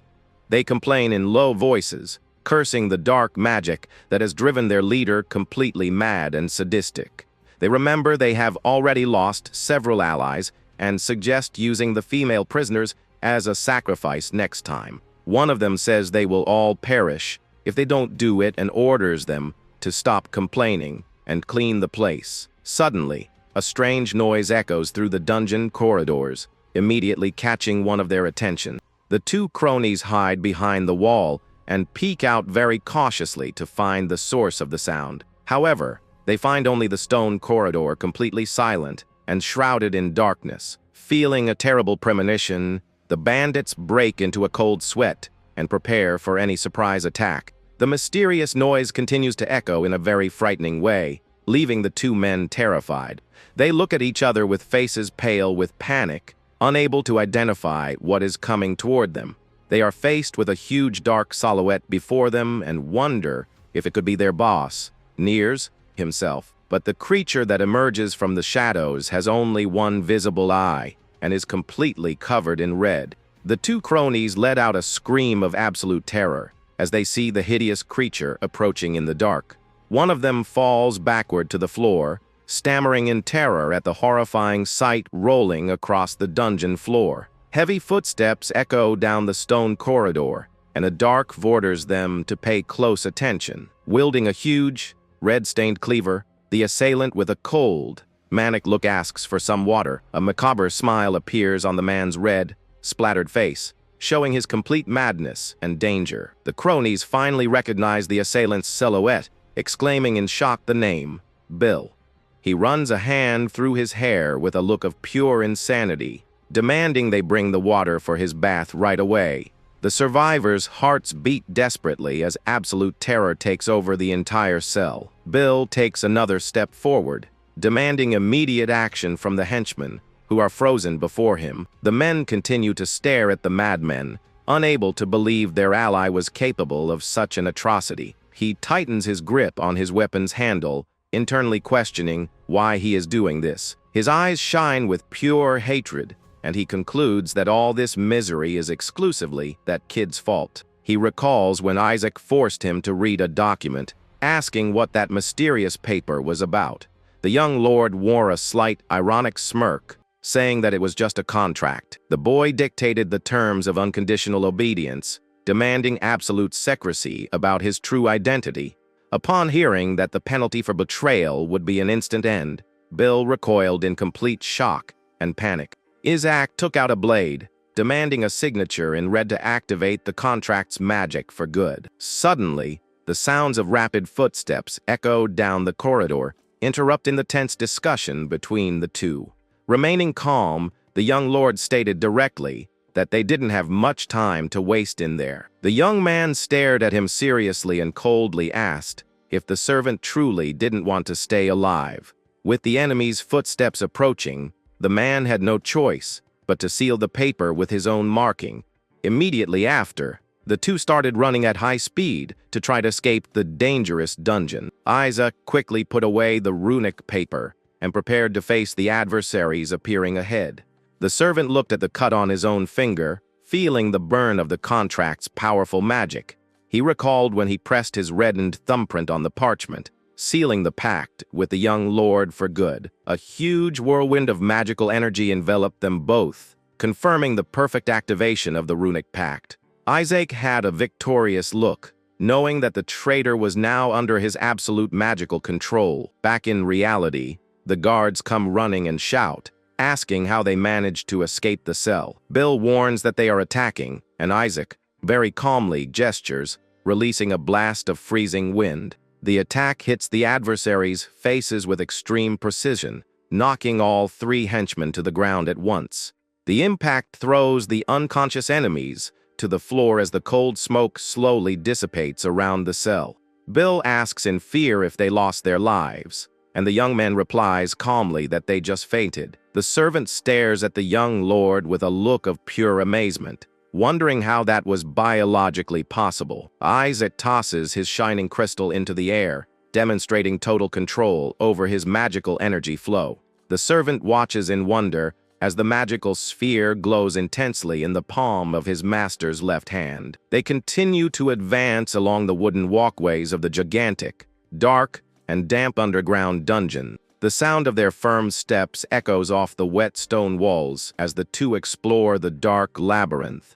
Bill praises his master, saying it's the first time he's witnessed the use of ice magic so up close. The boy comments that ice magic isn't very practical, and the servant is confused by that statement. Isaac looks at the bluish gem, patiently explaining that appearances are often deceiving in magic. The servant suddenly stops, walking upon spotting something very dangerous at the end of the large, dark tunnel. He warns in a whispered tone that there are bandits ahead, and the young lord just murmurs thoughtfully about the situation. Isaac asks what is needed to create ice, leaving the servant extremely confused. The boy tells his ally to try to guess the answer, and Bill hesitantly suggests it's liquid water. The master agrees and creates a sphere of water, explaining that first, you need to shape the liquid into the desired form. He adds that the process requires going through stages of compression, condensation, expansion, and rapid evaporation. Controlling each stage at the same time requires a lot of focus, and Bill anxiously warns they'll be caught if they don't run. Suddenly, the servant hears the sound of heavy breathing coming from one of the stone cells and stops. Startled, one of the guards appears, demanding to know their identity, but the lord moves forward, releasing his cold blast of wind. With his striking blue eyes glowing in the darkness, the young master prepares to execute the final blow. The shining sphere of blue energy moves at high speed toward the corridor where the guard is. The man's eyes widen in absolute terror as he sees the enormous magical power coming his way. Isaac explains that this is a special phase, transition magic that alters the state of the element. The young man comments that because of so many steps, this type of magic isn't very useful or practical in combat. He confesses with a serious look that if he didn't possess a specific item, he would have never bothered to use it. He is referring to the frost mana stone he managed to retrieve from the carcass of the terrible spider queen in the past. The Lord smiles, remembering that these stones have great academic value and can be sold for a high price. Bill questions the use of this magic, and Isaac explains that it's good precisely because it's unpopular and little known. The young man reveals that the damage from the ice feels like a common blow, and the melted water disappears, leaving no evidence. With an enigmatic smile, the young master concludes that this spell is perfect for carrying out stealth missions. Hearing that cold and calculated explanation, Bill feels a terrible shiver run down his entire spine. The servant asks if they are going to eliminate them for good, but Isaac says these lowlifes are easily replaced. Bill fears the guards will go back to committing crimes, but the young lord assures him that keeping them alive is part of the plan. With another quick move, the young man knocks out 2 other guards who appear by surprise, leaving Bill confused. With a completely cold and focused look, the young lord whispers that he only intends to take the life of a single person. Slow, very heavy footsteps begin to echo from the end of the corridor toward where they are standing. Bill freezes in terror upon hearing the tremors, knowing very well what terrible threat is now approaching them. The young master stares at the enormous silhouette in front of him, reaffirming his goal to eliminate only that man. The feared leader nears, glares at them with disdain, and asks who the intruders are who dared to enter his territory. Bill panics completely and shouts the big man's name, confirming it is the leader of those bandits. The servant warns in terror that the opponent is a madman who usually tears his victims apart with his bare hands. Isaac gives a slight, confident smile, commenting that this just saves him the trouble of having to look for him later. The young man conjures an immense, shining sphere of blue power, concentrating all his mana for the final confrontation. With a subtle wave, he creates a huge, pointed ice spike that appears directly above his head. The attack moves at extremely high speed toward the criminal leader, who remains standing imposingly. The sharp ice spike passes extremely close to the big man's face, who focuses his serious gaze on the spell. With an incredibly fast and strong strike, the man deflects the ice attack using only his own hands. Bill is shocked by the enemy's absurd defense, but the young lord just comments with surprise on his strength. The servant screams desperately that this is no time for admiration, and that they will be completely torn apart there. The imposing bandit leader glares at the pair with disdain and prepares to speak to the intruders in his dungeon. He smiles sadistically, commenting that he needed more bodies for his bath, and that they arrived at a good time. The assailant adds that a mage will serve as an excellent and valuable ingredient for his occult rituals. Bill panics completely and desperately begs for mercy, assuring him that he is not the one to blame for this. The leader's enormous dark silhouette casts a frightening shadow over the servant, who is cornered against the wall. He cries and screams desperately, stating that he is just an ordinary human and doesn't want to meet his end that way.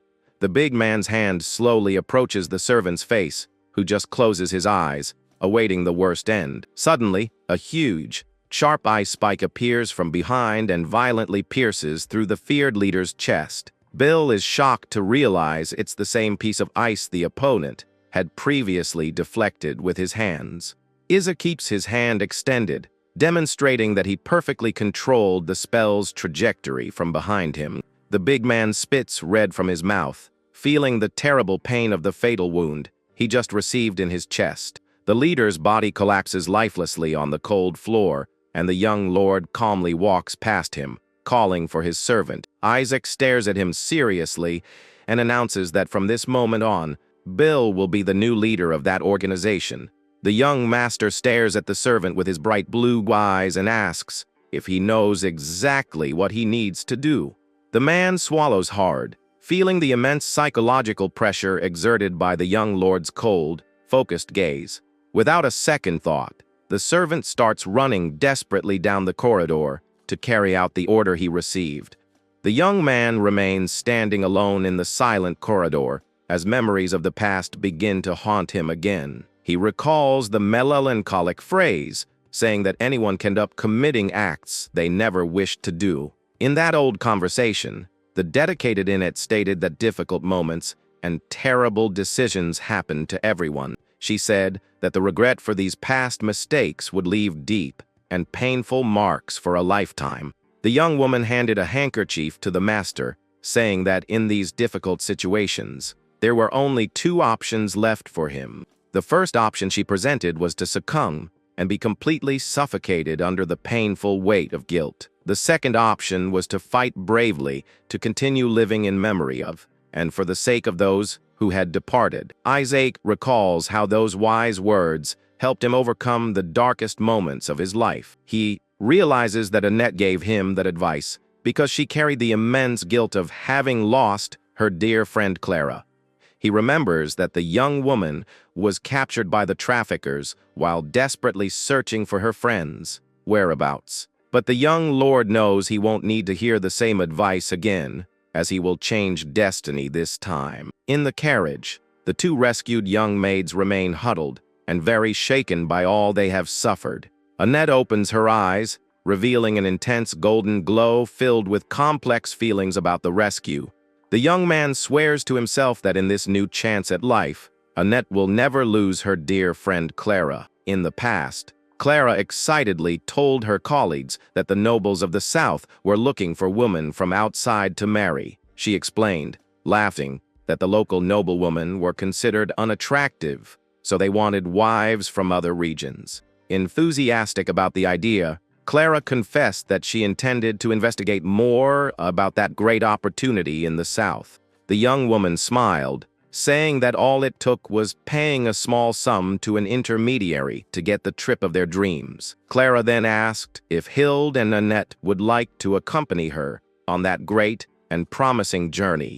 With a sad expression, Annette declined the invitation, explaining that she needed to stay to take care of her father. In the present, Annette tells Isaac that this conversation was the last time she ever saw her dear friends.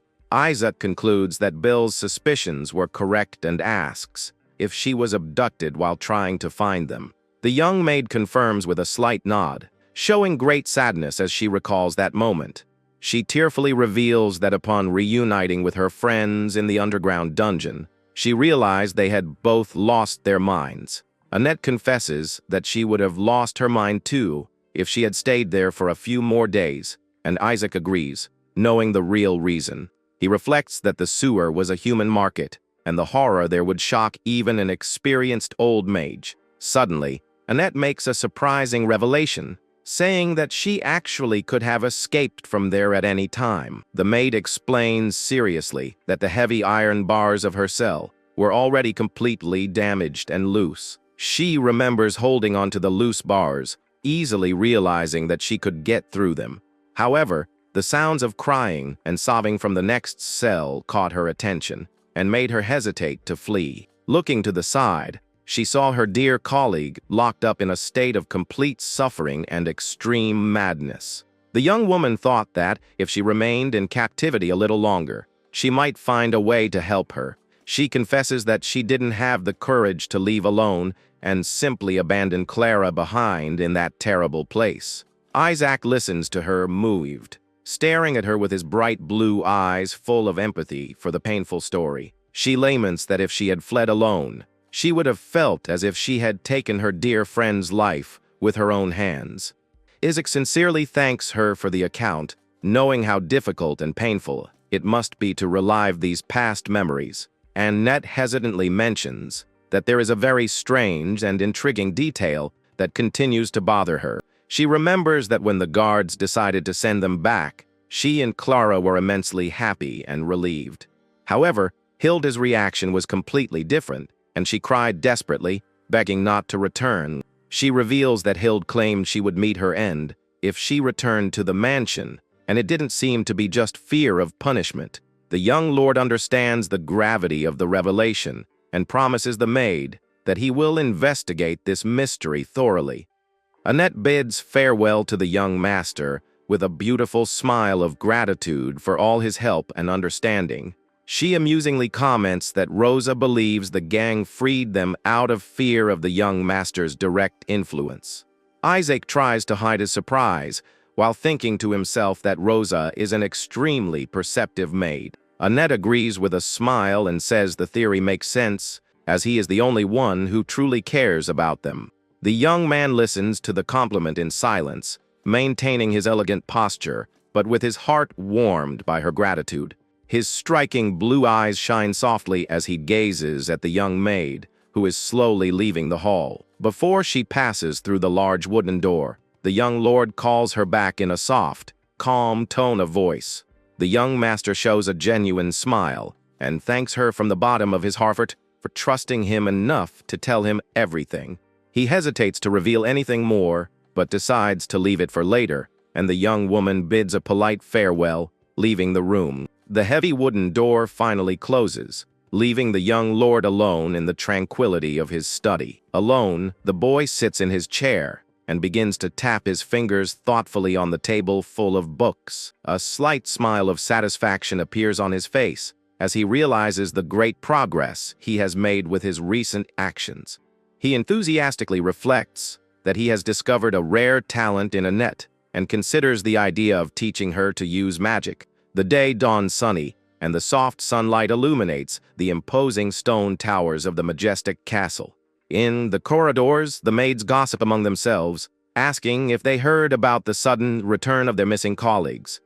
They say the young women were going to be expelled, but the young master argued with the butler to ensure they could stay. One of them laughingly suggests that Isaac did it because he's at the age to start taking a romantic interest in girls. Oblivious to the rumors, Bill sneaks into one of the storage rooms of the huge the mansion. The man knocks lightly on the heavy wooden wall to give a coded signal to whoever is on the other side. He is now dressed in elegant clothes and waits patiently for a response, standing next to some stacked boxes. The surviving cronies emerge from the shadows of the room, greeting him with respect and calling him the new boss. Bill snaps his fingers seriously and authoritatively to show his leadership and maintain order in there. The man complains irritably, demanding they stop calling him boss for the sake of security in the mansion. He remembers Isaac's advice that eliminating one gang would only cause another group to emerge in its place. The young man proposed taking covert control of the gang, and Bill realized it was all part of an orchestrated plan. Bill fears that at any sign of internal conflict or revolt, his neck will be the first one on the line.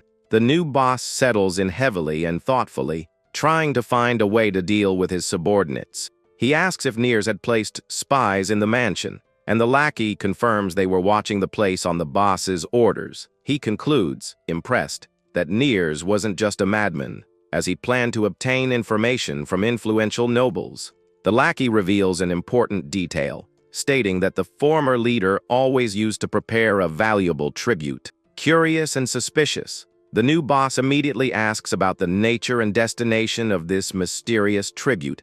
The subordinate explains that the offering is delivered annually to the knights who operate in that area of the duchy. Bill is shocked to discover that the gang could operate freely in the sewers because they had the protection of the knights. A few days pass, and the young lord is seen in his luxurious room, focused on honing his powers. He practices by throwing a small, bright flame of fire with extreme agility right in his own room. The flaming sphere spectacularly crosses the air, illuminating the entire room with a very strong reddish glow. He explains to himself with a focused look that the fire serves as a distraction and that the real attack is something else. The real blow comes right behind it in the form of a sharp and lethal ice spike, camouflaged by the flames. The flaming attack explodes against the opposite wall of the room, generating a dense smoke and many sparks of light. The ice spike cuts through the smoke by surprise, proving the insane effectiveness of the combined multi-element attack. The young man observes the completely frozen target with satisfaction, demonstrating impeccable mastery over his mana flow. Isaac sighs in relief, noting that the number of his active channels has increased from 4 to 5 after the victory.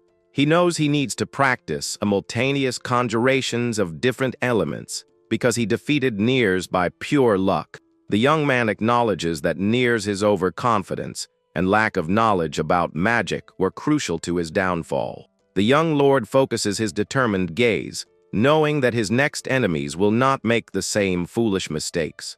He clenches his fist very firmly, determined to take full control of his life on this journey.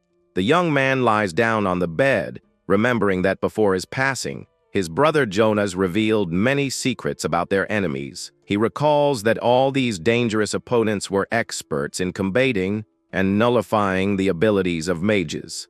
Knowing this, he closes his eyes, aware that he won't have another easy opportunity like the one against the leader nears. Under the starry sky, the young man reaffirms his commitment to getting stronger and stronger to be able to save everyone. Suddenly, his bedroom door is thrown open, startling the young lord awake from his deep sleep. Isaac asks confusedly what is happening, and the maid hurriedly announces that it's morning, and he must get up. The employee orders the loyal hands to immediately bring the young master's best clothes. Not understanding the rush, the young man asks for the reason, and the maid replies, surprised by his question. With a beautiful smile on her face, she finally reveals the reason for everything, saying that the Duke has just returned home. She begins to clean the boy's face with a wet towel, leaving the lord completely shocked by the news. The servants quickly dress the young man in an elegant dark shirt adorned with beautiful golden embroidery on the chest. From the top of a hill, the imposing silhouette of his father appears, riding toward the large gates of the mansion. Isaac watches from the window, feeling his heart pound as he confirms that his father has indeed returned from the border. In the darkness of the old dungeon, tally marks scratched on the stone wall reveal the slow passage of time. He remembers with immense sadness the long and painful years of his previous life spent isolated in that room. Back then, while he was writing alone, the shrill sound of the heavy door opening interrupted his thoughts. His beloved father entered the dark room with a tired posture, carrying his large sword in one hand. The man stares at his son with a deeply tired and melancholic look, revealing the weight of so many battles in his life. The father enters the dark room and hesitantly calls out to his son.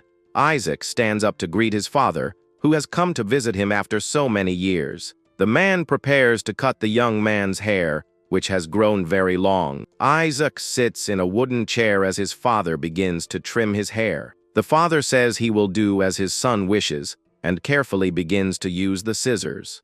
The man assures him that the process will be quick and completely painless for the young man. With a tired look, the young man accepts the moment in absolute silence. The father continues to cut his son's hair, showing a sad expression. He asks if this is Isaac's real wish, and the young man confirms without hesitation. The father hugs him, saying this will be the last time their paths will cross. The old man says goodbye with great sorrow in his heart, knowing the painful destiny ahead. The father leaves the room, saying he will go on ahead and wait for their reunion. Isaac remains alone in the darkness, hearing the advice to leave his regrets behind. Back in the present, the young lord finds himself in a luxurious, well-lit study. He looks at his father, remembering this is the first time he has seen him since that sad day. The young man calls out to his father, who is sitting and analyzing some important papers at his desk. The Duke reveals that he heard about the treatment the boy performed on the children of the village. The father confirms that Schiller told him the whole story, and Isaac tries to act surprised. The boy tries to play down the situation, saying it was all just pure luck on his part. He explains that he just read a book about pneumonia that described the same symptoms. Relieved that he accepts the excuse, Isaac asks how his father has been feeling lately. The father praises the doctor brought from Othan, but Isaac knows that doctor is a complete charlatan. A deep and somewhat uncomfortable silence fills the enormous study. The Duke breaks the silence and asks his son how things are under his care. Isaac takes the opportunity to ask about the current situation at the border fortress. The father questions his interest, but Isaac reminds him that is the hair. He will one day need to go there. The man says things are the same as always, with lots of monsters, knights, and snow everywhere. He adds that the only new thing was that they stopped in the city of Bern on their way back. The young man recognizes the place as the city of sewers, while his father explains they were getting supplies. The Duke mentions there was a small incident, and Isaac asks, curiously, what happened. The man says a soldier attacked the commander, and the boy thinks the culprit was executed.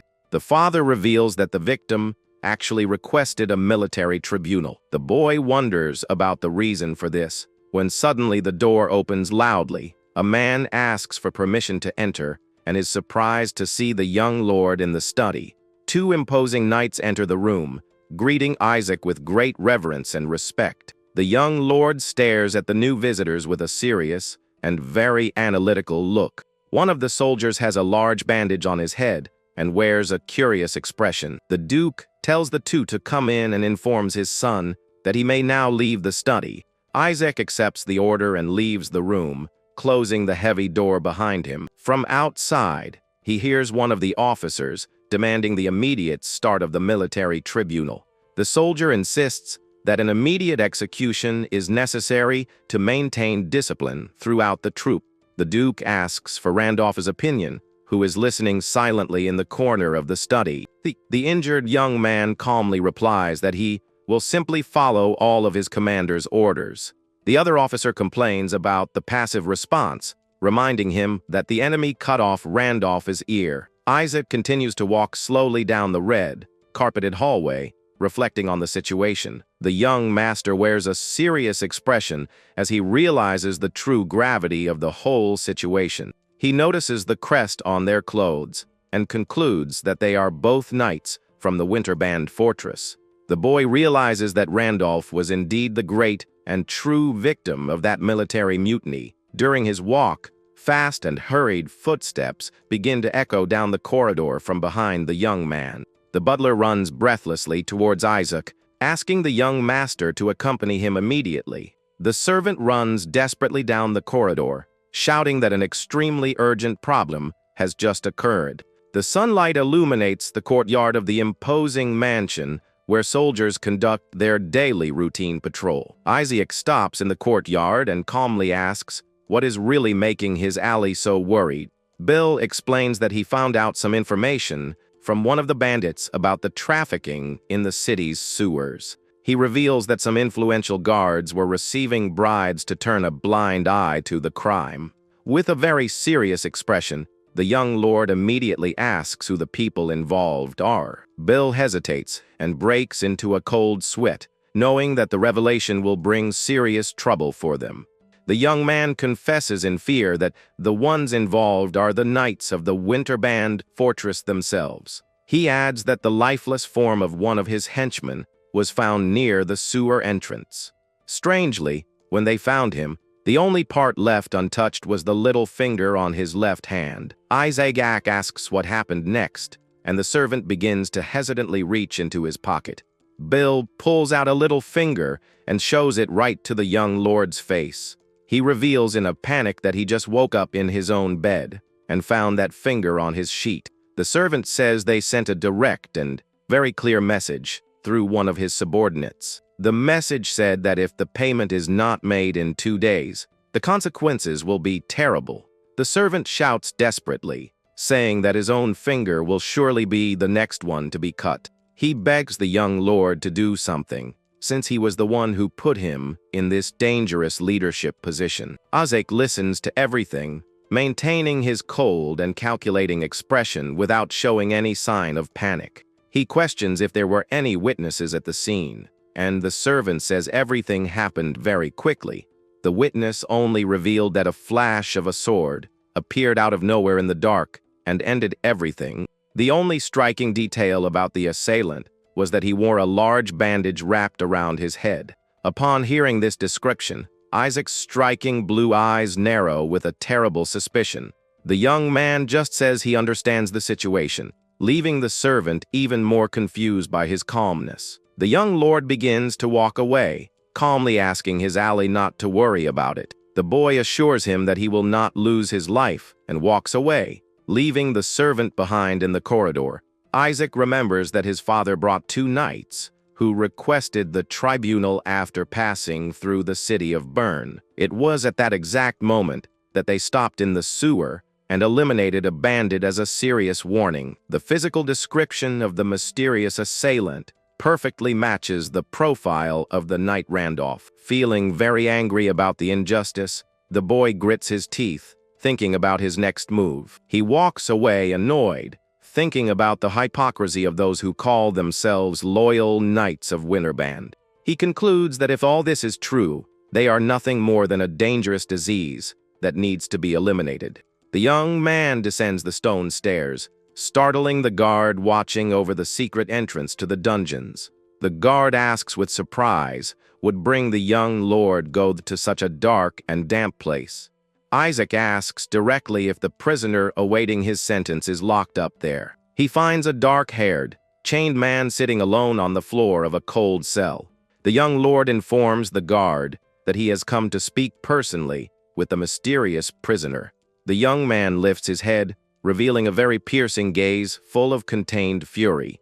Isaac's purpose in seeking out the condemned man is to find out if the knights have any connection to the criminals. Since the prisoner committed mutiny against the officers, the young man asks if he knows Nier's gang. He adds seriously that he knows about their involvement in the terrible slave trade. The chained man remains in absolute silence, just staring at the boy with great attention. Isaac stares back at him and suddenly realizes that the prisoner's face is very familiar to him.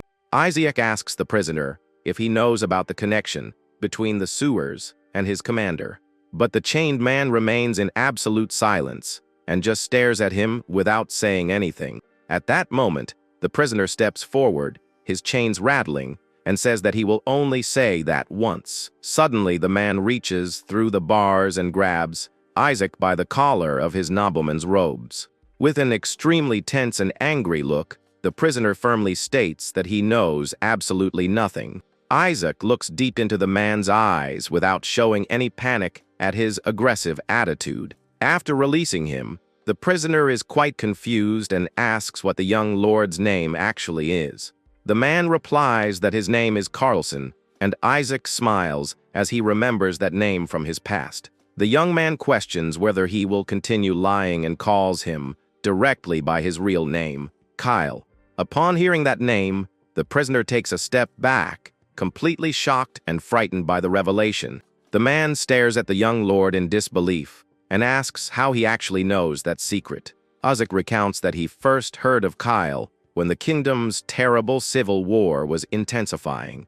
It all started with the beginning of the dispute for the throne, which broke out precisely during the royal succession ceremony. The second prince lost the war for the throne and therefore decided to betray the kingdom by allying himself with the empire. This cowardly betrayal ended up resulting in a truly bloody massacre during the ceremony. Soon after the kingdom was taken over by the empire, the population united in a rebellion that ended up generating a civil war. The leader of that rebel army was none other than Kyle, who is now trying to hide using the codename Carlson. The young lord calmly replies that he discovered all that by reading a history book. The book is called Chronicles of Villains, and it recounts the crimes of famous criminals, containing very detailed illustrations of them. The most curious part of the book was the assertion that Kyle would be the chosen one to be the seventh sword master. Upon seeing it in person,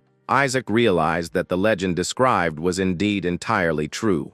He realizes that the prisoner's magical energy is immense and that his training must have been extremely rigorous. The young lord cannot even imagine how powerful the man would be with his full potential awakened. Kyle shouts, demanding that he immediately reveal how he discovered his true secret identity. Isaac asks him to calm down and reveals that he knows he is also the legitimate son of the famous warrior Cassian. The man feels a chill and begins to sweat in astonishment upon realizing the boy's level of knowledge.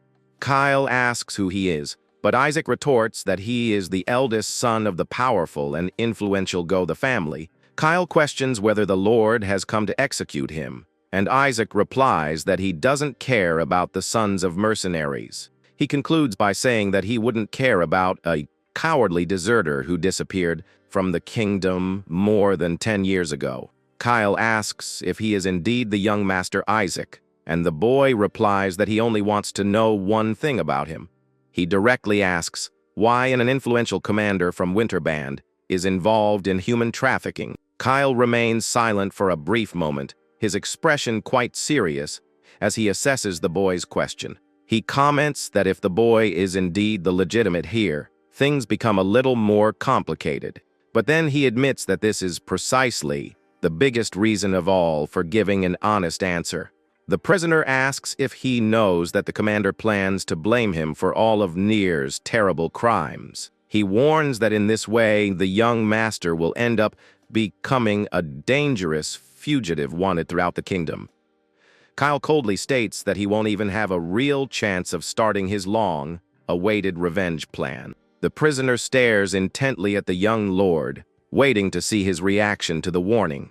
The two remained staring at each other for a long moment of absolute silence within the darkness of that dungeon.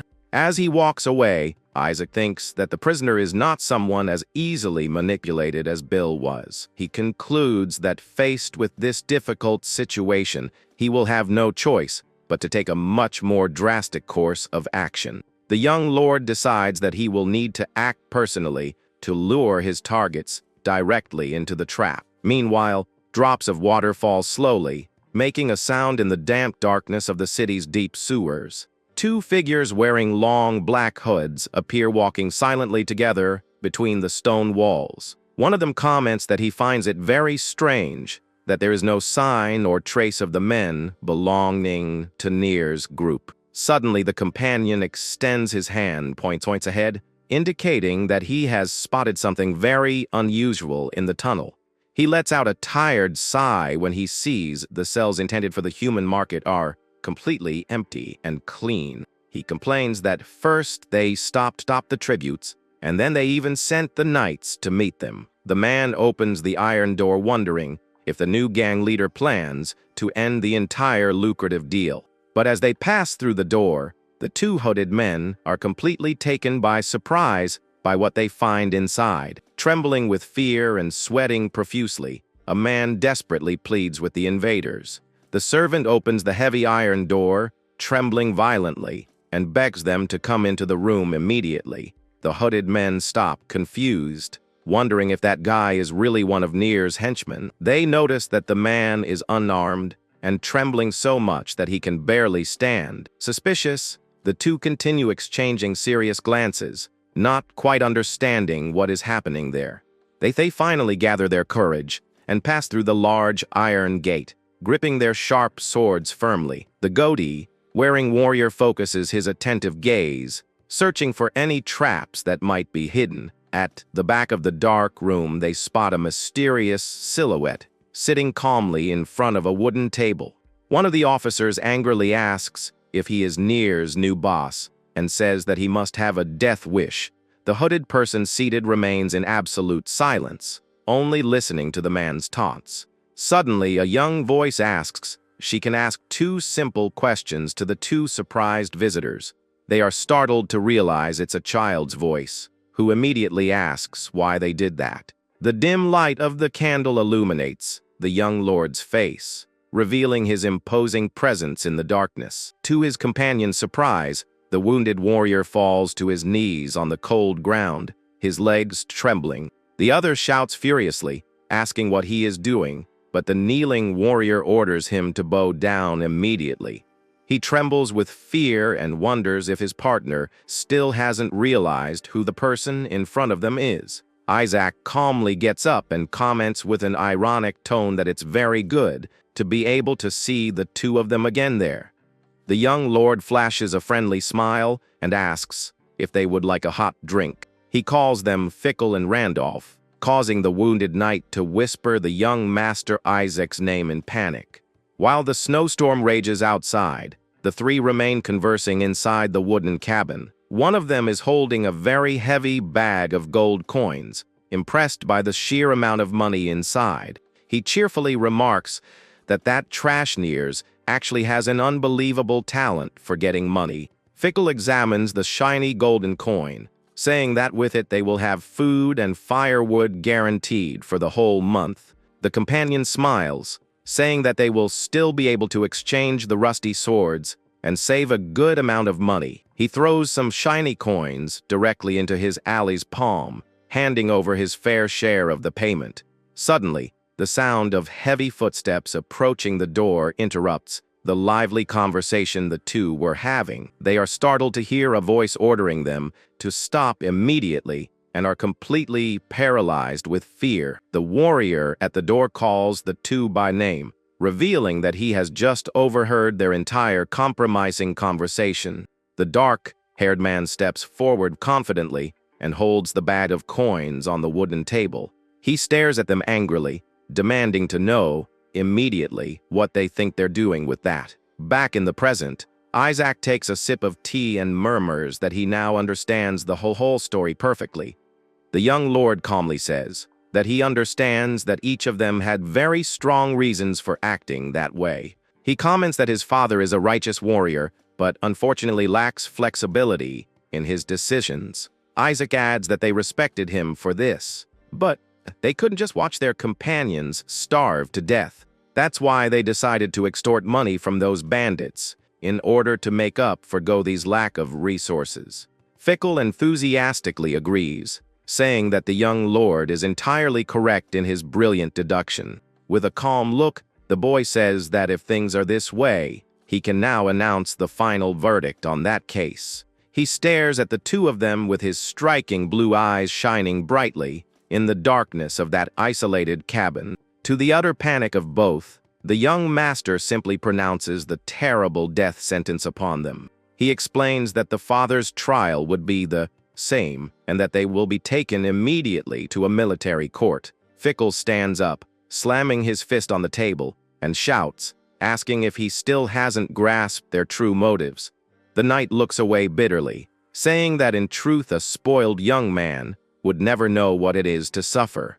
He questions whether the boy knows what extreme hunger is like, having limbs amputated from the cold, or seeing companions perishing. Isaac stares at the warrior with cold eyes and simply admits that he does not, in fact, know any of these pains, though. The young man leans forward seriously and remarks that Fickle is indeed very good at inventing good excuses.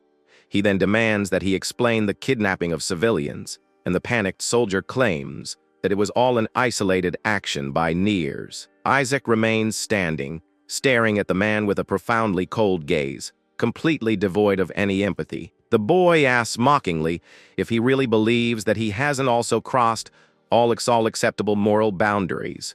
The knight's eyes widen as he feels immense psychological pressure and realizes he has been completely cornered. Fickle clenches his fist and brings his hand closer to his sword, saying that he shouldn't expect understanding from a mere child. Fickle shouts, ordering Randolph to stand up immediately, reminding him that they are the rightful warriors of Goth. He unsheathes his sword, saying that if it means protecting Goth, he is willing to do anything. With his gaze completely focused, Fickle points the sharp weapon and says he is prepared to eliminate any obstacle. Fickle desperately tries to convince Randolph to fight alongside him against the young lord. He says the Duke still has Jonas, and that they'd better get rid of a ticking time bomb like Isaac soon. Isaac remains completely still, keeping his bright blue eyes fixed on his opponent's movements. An intense and brilliant blue aura begins to manifest around Fickle's body and sharp sword.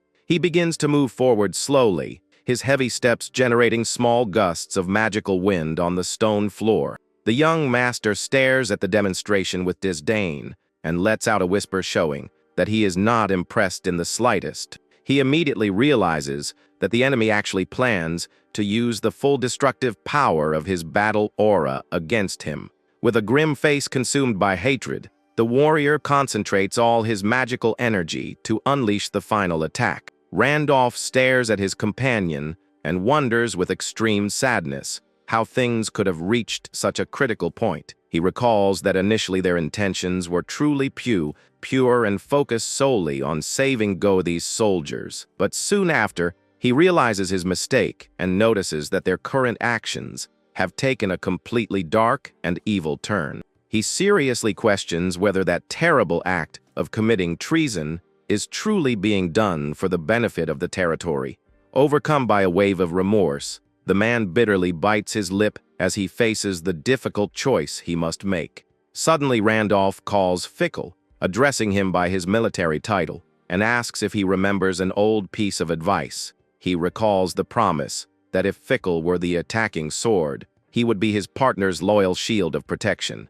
Randolph recalls that prisoner Carlson had also said something very important when he was unjustly imprisoned, The ancient hero claimed that a sword capable of cutting through any barrier without ever breaking was a true work of art. However, the warrior decides to take his own definitive stance and grips the hilt of his sword with extreme determination. He completes the thought by saying that when this work of art gains a will of its own, it ends up becoming a demonic sword. Fickle yells furiously at his teammate's attitude and aggressively climbs onto the wooden table. The two blades clash, generating a terrible bang, and a huge amount of bright sparks throughout the room. Randolph confesses with a serious look that he only realized the truth about his mistakes after his ear was cut off. Crying and overcome with guilt, he firmly states that Carlson was indeed entirely correct in his judgment. Fickle yells, asking if he's completely lost his mind, and threatens to rip his friend's head off right there with a single blow. Randolph withstands the immense pressure of the impact and replies that if that happens, it should only be considered their karma.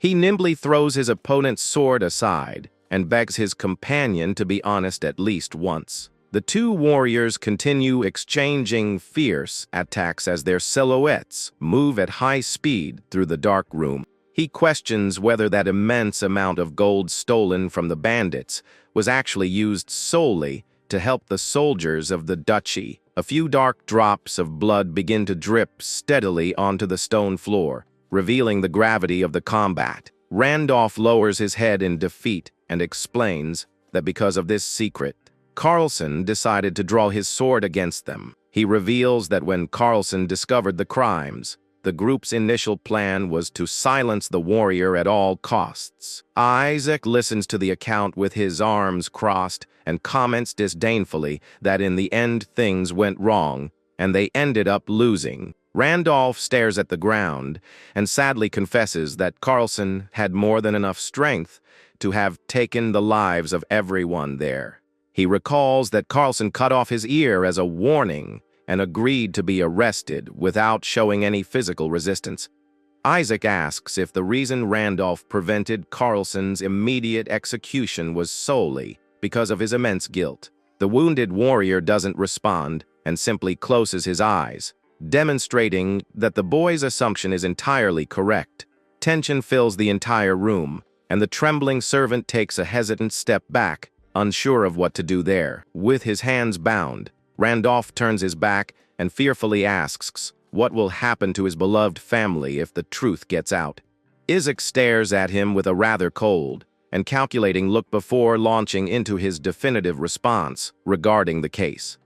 The young master comments ironically that the warrior should know the consequences of this much better than he does himself. The frightened servant wonders to himself if things will go wrong and considers the idea of running away immediately. The young lord stares at the prisoner seriously, seemingly having already made his decision about which path to take in this situation. A very subtle and enigmatic smile appears on the boy's lips as he glimpses an excellent opportunity for manipulation.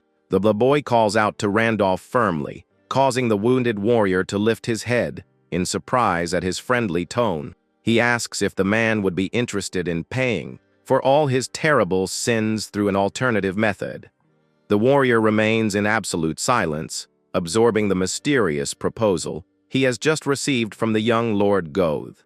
A message appears confirming that destiny has been altered and that the history of the world has been written thanks to his actions. It all started when Randolph and Fickle decided to negotiate directly with Nears to replenish their troop supplies. But Fickle was eventually blinded by greed and began kidnapping even the maids from that mansion. When the plans went wrong, he even tried to sell young Isaac directly to another neighboring country. But things took a completely different turn when a powerful sword strike brought an end to that cowardly attack. The loyal Knight Randolph appeared unexpectedly to rescue the young hare and knocked Fickle to the ground in one swift motion. With this, all the terrible sins and crimes committed ended up being attributed and charged exclusively to Fickle.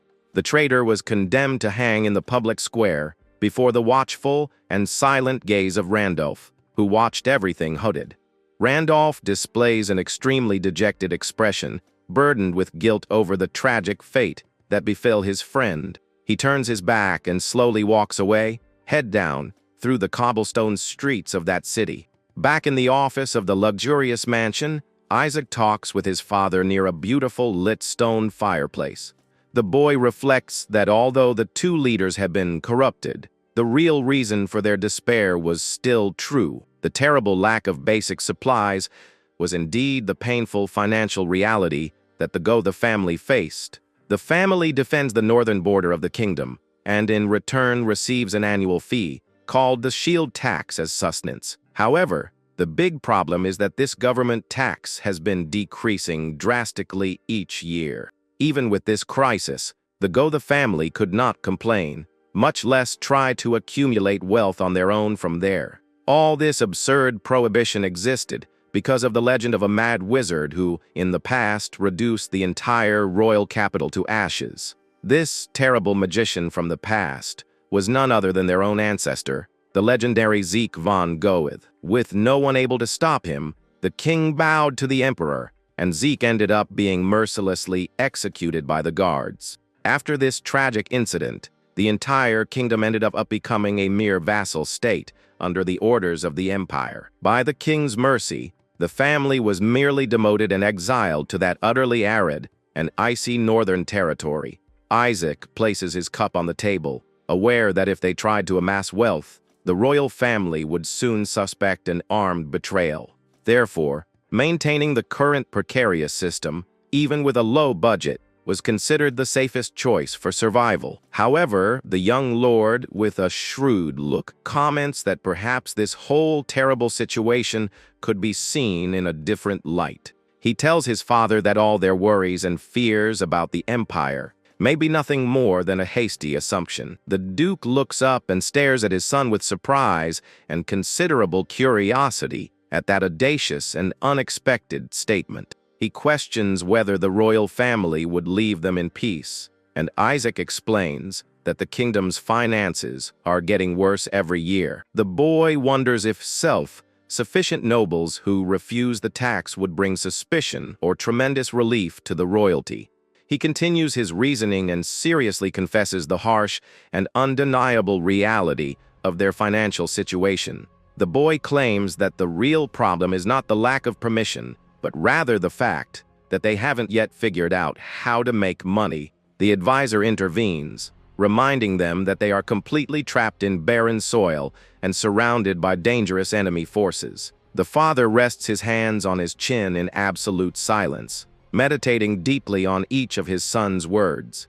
The man finally breaks the long silence, seriously admitting that Isaac's statements make perfect sense. However, he firmly adds that for that beautiful theory to make any practical difference in their reality, the Duke stares at the boy with his imposing, gleaming blue eyes and asks directly if the boy can deliver that result. Isaac stares back at him, maintaining his very firm posture and demonstrating complete confidence in the face of that serious question. The young man extends his hand and says firmly that this is to begin this great and promising financial journey in the north. They will need to start by definitively severing all ties and agreements they have with the Old Kingdom Church. He explains that as long as they are bound by church doctrines, they will never be able to accumulate wealth for the territory. The father listens and warns that the Vatican will certainly not passively watch this breaking of ties. The young man nods in agreement and clenches his fist, explaining that this is precisely why they will need a strong justification. He displays a sly smile and confidently states that he already has a perfect plan to create this ideal justification. Curious about the boy's intelligence, the Duke turns around and asks what Counselor Schiller thinks about all this. Taking another sip of his tea, the man wonders if that brilliant strategy really only came from his son's head. Schiller says it's frightening considering Isaac didn't even have guardians due to the dangerous mana explosions in his childhood. Convinced by the boy's words, the Duke finally rises from the luxurious armchair with an extremely determined posture. From the top of the large glass window in the office, He watches the boy walking calmly alongside the knight Randolph. Across the courtyard, the knight walks beside the boy, pondering the audacious idea of severing ties with the old church. The Duke rests his hand against the window pane and observes intently the new heir to the prestigious go of the family. Inside the silent office, Chiller walks thoughtfully, slowly adjusting his reading glasses on his face. A subtle smile of pure satisfaction appears on the experienced advisor's face as he realizes the bright future that awaits the young man. From his office, the Duke stands with his back to the audience, observing the courtyard while Schiller waits behind him. Meanwhile, the heavy wheels of an old carriage begin to turn on the damp-earthen floor in the middle of the dark night. Several days pass south of the city of Bern, and the carriage finally stops in front of an old stone chapel. The driver waits silently in the cabin, while a mysterious figure with a hat and cape appears at the agreed location. A hooded man holding a bright lantern appears at the entrance of the chapel to greet new visitors. With his face obscured by shadows, he recites a bizarre phrase about kissing the entrails of a black calf. The man in the hat remains in absolute silence, merely analyzing the subject, holding the lantern in the darkness. Immediately afterwards, the visitor completes the secret code, coldly stating that Joy will play with him. Satisfied with the correct answer, the mysterious hooded man gives a slight affirmative nod. He orders that the promised gift be brought immediately, and the carriage doors are abruptly opened. Two cloaked figures remove a silver-haired boy who is completely tied up and gagged. The boy is pushed roughly and staggers forward, with his hands firmly gripping his back. The man with the lantern questions whether he is the promised sacrifice, and the other retorts angrily, asking if he doesn't recognize him. The subject raises the light towards the gagged boy's face, claiming he needs to do the verification himself. The light reveals his horrifyingly disfigured face, which smiles as he says verification is necessary for the reward. The young, bound prisoner remains with his head down, making no noise or movement in front of the men. With the sacrifice delivered, he gestures with the lantern and orders the servant to quickly bring the real gift from there. The bizarre man finishes in a fanatical tone, stating that the great goddess of fire will accept the offering with great joy. Under the command of the mysterious figure, the group begins to march slowly towards the dark entrance of the chapel. An elderly, hunchbacked woman dressed in dark clothes emerges from inside the temple, holding a wooden cane. The elderly woman, in a rather mysterious manner, asks everyone to accompany her and begins to guide them into the chapel. The man in the hat sighs heavily, showing great nervousness and tremendous discomfort with that place. He crosses his arms and murmurs with deep disgust that he considers all those fanatics a bunch of filthy wretches. He turns his back and orders everyone to start walking at once, showing great urgency to finish this. The two hooded guards reveal themselves to actually be Kyle and Randolph in disguise, escorting the hare who is pretending to be the captive. The man with the disfigured face swings his flashlight, guiding the group down the stairs towards the dark underground. The sound of the group's heavy footsteps echoes rhythmically off the stone walls of that dark descent.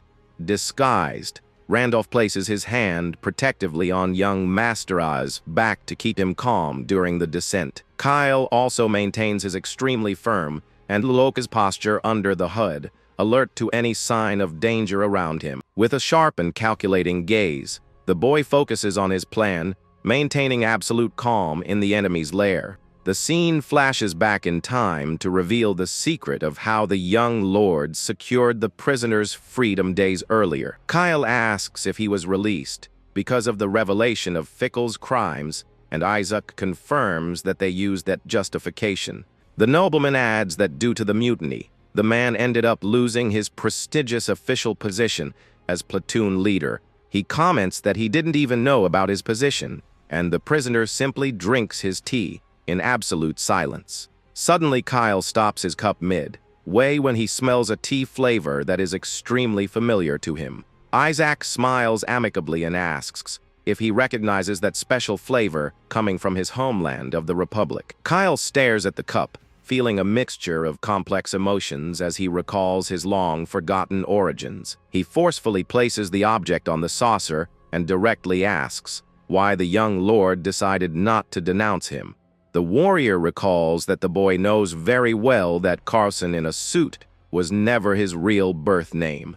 Isaac confesses, laughing, that he needed to keep the secret because if he told anyone, he would never get his help with his plans. Very confused, he starts sweating profusely trying to understand what the boy's true ultimate goal is. Isaac advises him to focus on his own plans, and Kyle asks, frightened, if the nobleman knows what his objective is. The boy reveals that he knows he wants to kill the greedy nobleman who cruelly decimated his beloved family in the past. Isaac mentions the name of Viscount Klaus von Bottmer, leaving Kyle completely paralyzed and panicked by that revelation. Kyle clenches his fist in anger and asks why he doesn't stop him, but the young lord only questions the reason for doing so.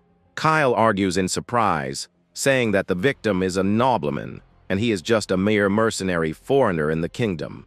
With a focused gaze, the boy enigmatically confesses that he only needs a true work of art sword. The young lord displays a rather serious expression and promises that if the experienced warrior agrees to help him on his mission, he will also return the favor and give all the necessary help so that Kyle can carry out his bloody revenge. Back in the present on a busy city street, a mysterious man in a dark suit observes everything furtively. A church clergyman shouts desperately to get everyone's attention in the square. He shouts that black magic is spreading through Bern and accuses the cultists of terrible atrocities against the people. The speaker insists that they trust only in God and ignore the local lord, who merely observes everything without acting. Meanwhile, a cloaked man peers out the carriage window and observes the fanatics from the old church. The headbanded knight angrily complains that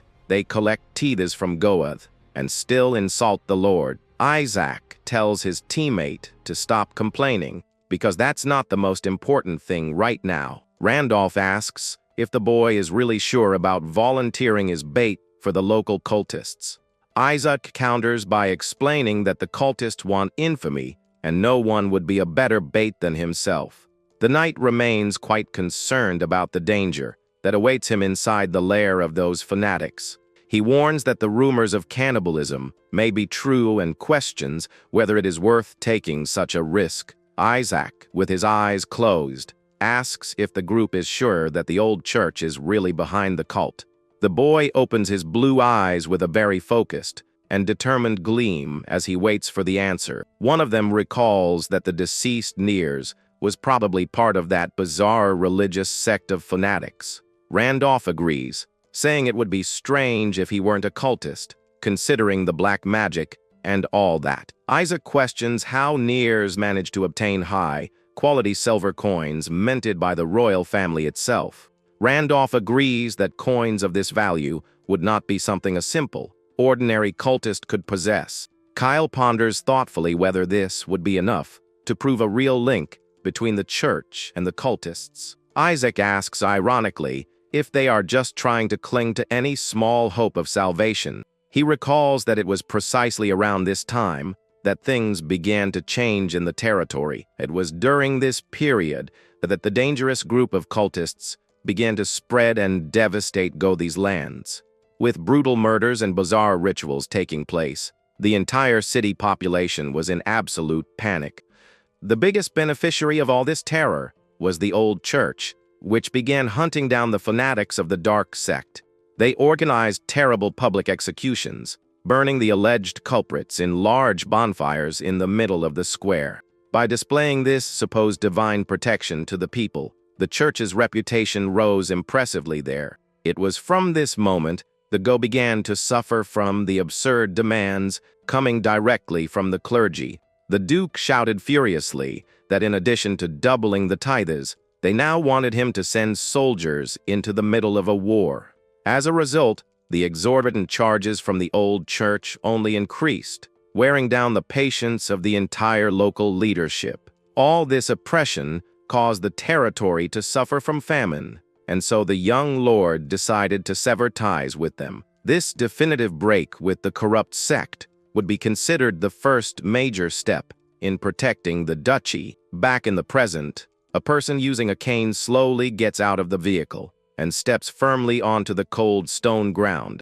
The old cult leader recounts that it all began when the church burned down the temple and 3 people survived the fire. She says that on the brink of death they saw the true face of God, and the visitor thinks angrily that nobody asked. The lady continues her strange preaching, stating with complete conviction that the soul dwells within the human body. She opens the large wooden door and says that by eating the sacrificial meat, their power will be reborn in the group. She explains that they will inherit the intellect and all the vitality of the young man, leaving the allies in a complete state of shock. The visitors watch in terror as the bloodied cultists devour the bodies in the darkness of that room. The man in the hat is in total panic when he sees that terrible scene of absolute horror unfolding before him. The cult leader forcefully strikes her cane on the ground and shouts that the promised sacrifice has just arrived. The fanatics scream madly to consume that noble soul,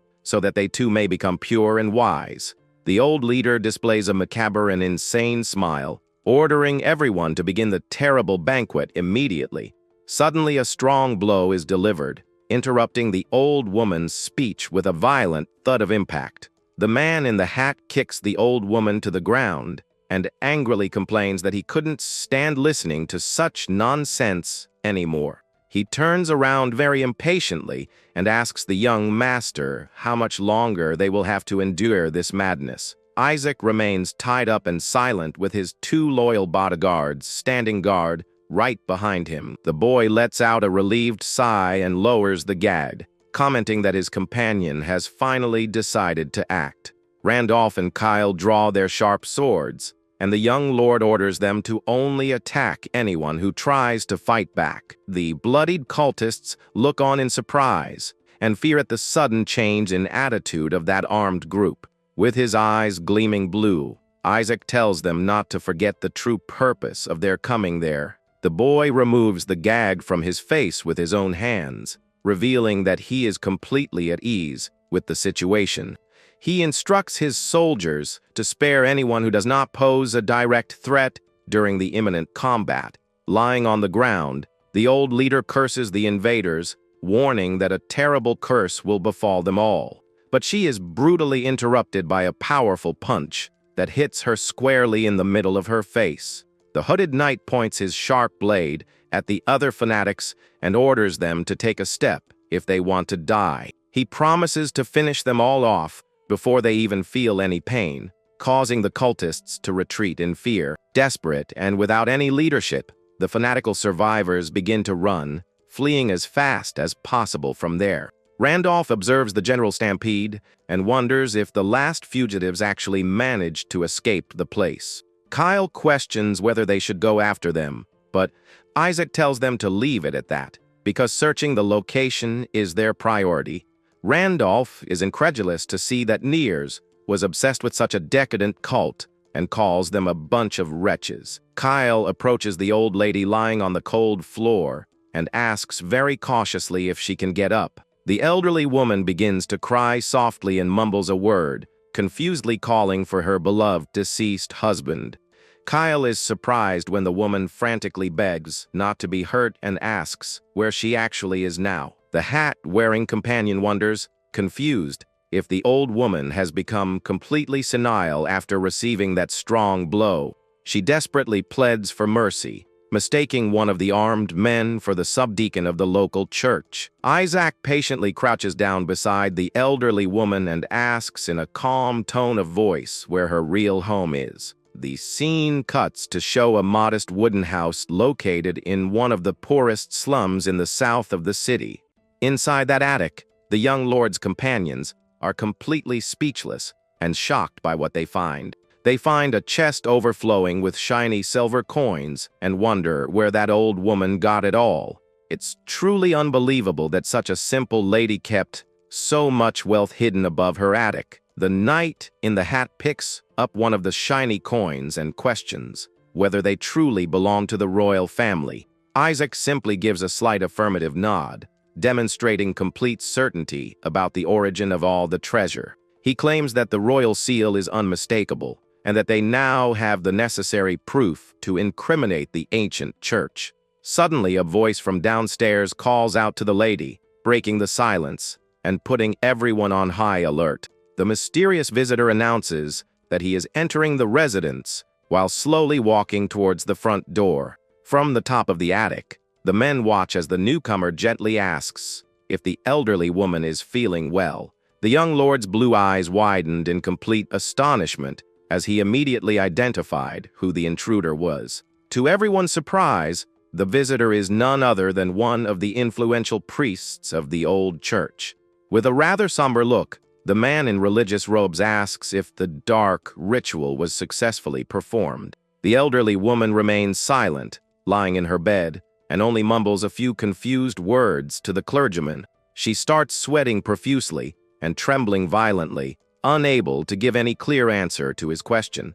With eyes wide with pure terror, the woman stammers and tries to recount how terrible demons invaded the place. She tearfully claims that evil creatures destroyed the sacred altar and ended the lives of all the faithful. The priest becomes confused and angry, demanding that she calm down immediately and explain in detail who attacked her. The old lady, almost breathless, tries to call for the subdeacon while her breathing becomes extremely labored. She goes into a fit of madness begging for help and claiming that her deceased husband is beating her to death. The man looks away, letting out a long, tired sigh as he realizes the elderly woman is having another dementia episode. Suddenly, a loud creaking noise of wood, coming directly from the ceiling, immediately catches the attention of the religious man there. The cleric quickly turns his back, overcome by a terrible feeling of foreboding about what he has heard.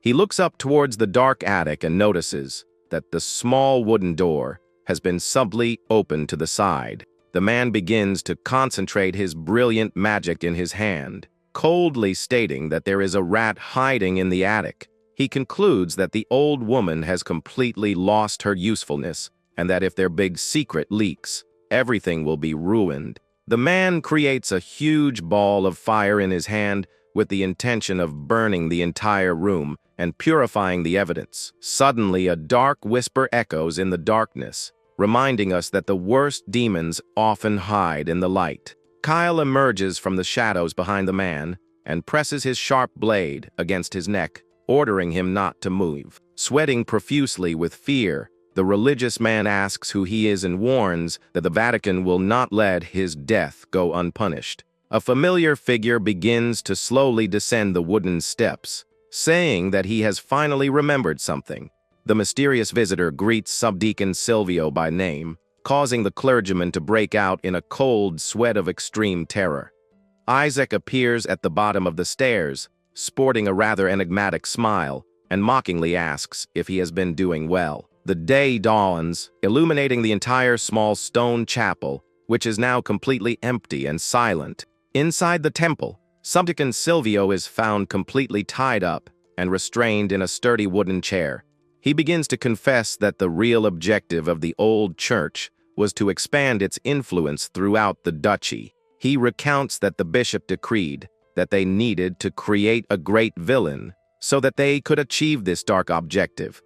That is why he created a new dogma based on ancient theology, inciting beggars and the poor to create that evil sect. The subdeacon lowers his head in defeat, confessing that the entire terrible sect is nothing but a hoax they created. Randolph says with disgust that that was the worst confession he'd ever heard and asks what the group's next move will be.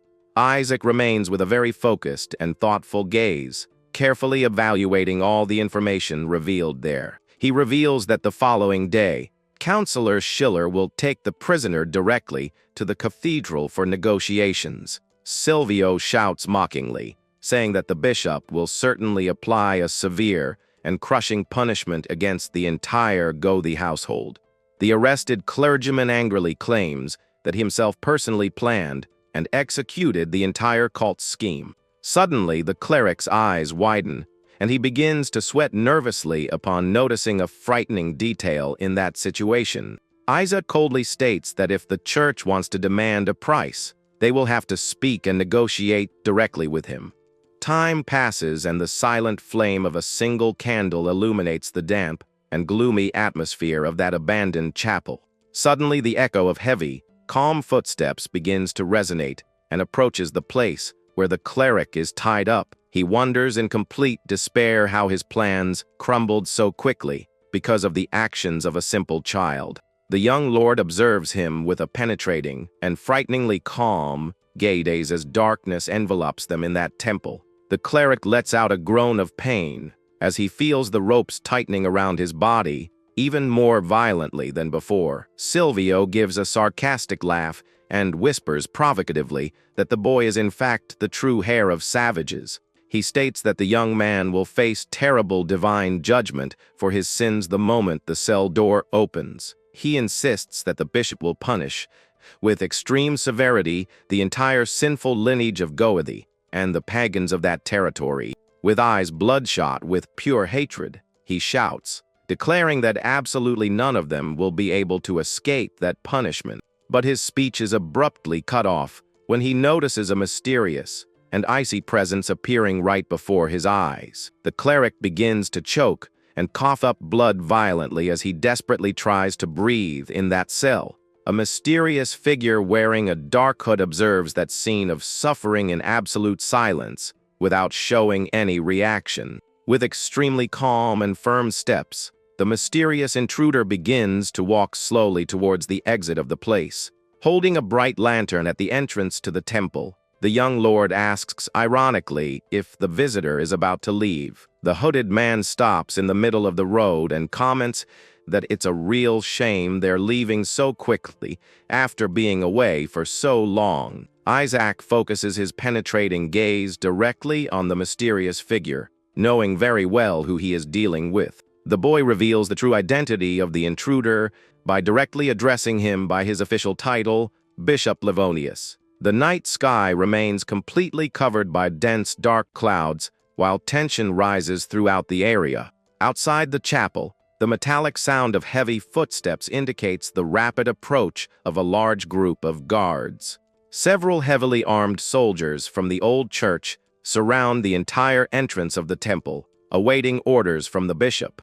Hidden in a tree, the allies comment that the soldiers came with the sole purpose of silencing the witnesses. Randolph observes the enemy's movements and admits with surprise that the young lord's predictions were entirely correct. Kyle, with a very focused look, whispers the name of the old church, containing his anger at so much corruption within them.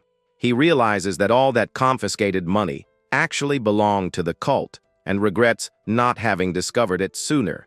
Randolph looks away in embarrassment, honestly admitting that they weren't entirely unaware of all this. He bitterly confesses that deep down they knew the coins had a dirty origin and that they simply chose to ignore the truth. Kyle firmly advises him to learn from this mistake so that he doesn't end up with the same tragic fate as Fickle. He reminds his companion that he has a beloved family to protect, and Randolph is quite surprised by this. The experienced warrior displays an extremely focused expression, ready to begin the dangerous combat to come. Randolph clenches his fist with great determination and firmly affirms that he will do everything to save his family. Kyle gives a slight affirmative nod, demonstrating complete confidence in his companion's restored character. The warrior tells them to focus on the mission and strategically reveals that there are exactly 13 adversaries in the area. They draw their sharp blades, ready to neutralize all the soldiers so that no one interferes with the young lord. Back in the chapel, the bishop says disdainfully that he really didn't expect to find Goethi's hair in a place like that. Isaac looks back at him and comments quite calmly that the bishop doesn't seem at all surprised by his presence. Livonius displays a cynical smile and asks if the young son of the Marquess is indeed as brilliant and exceptional as he seems. Suddenly, an extremely fast magical attack is launched towards the boy, who widens his eyes in high alert. The terrible impact of that ice magic violently crashes down, generating a huge explosion of dust throughout the room. The stone floor of the chapel is completely shattered and destroyed due to the immense destructive force of that attack. Holding the sacred grimoire, the bishop curiously asks if that incredible dodge was indeed the work of the magic of that book. Livonius is surprised to see that young Lord Isaac himself has decided to make a personal appearance in the chapel. The bishop smiles and asks why the boy seems so happy, as if he had just found gold. He pretends to mourn for the deceased Silvio, who so easily fell prey to that terrible evil. Holding his book, the bishop scoffs, commenting that the traitor was at least a man who knew how to return favors. Livonius uses his sacred grimoire and hurls sharp stakes at the boy, calling him the seed of evil. The magic attack advances at high speed towards the boy, who merely watches the onslaught without retreating. With his eyes shining brightly, the boy prepares to demonstrate his true magical power. To the enemy's astonishment, the young lord raises his hand and spectacularly blocks the wooden stakes. Enemy projectiles are completely destroyed and shatter upon impact with your icy barrier. The bishop is completely shocked and begins to sweat with terror when he sees how easily the attack disappeared. Livonius stares at the boy's hand in panic and asks incredulously how he can use ice magic. Isaac smirks and says ironically that he probably sold his soul to some demon. The bishop bites his lips, showing great frustration upon realizing that his opponent is far more dangerous. Trying to regain control, Livonius displays a wicked smile and asks if the boy remembers the past.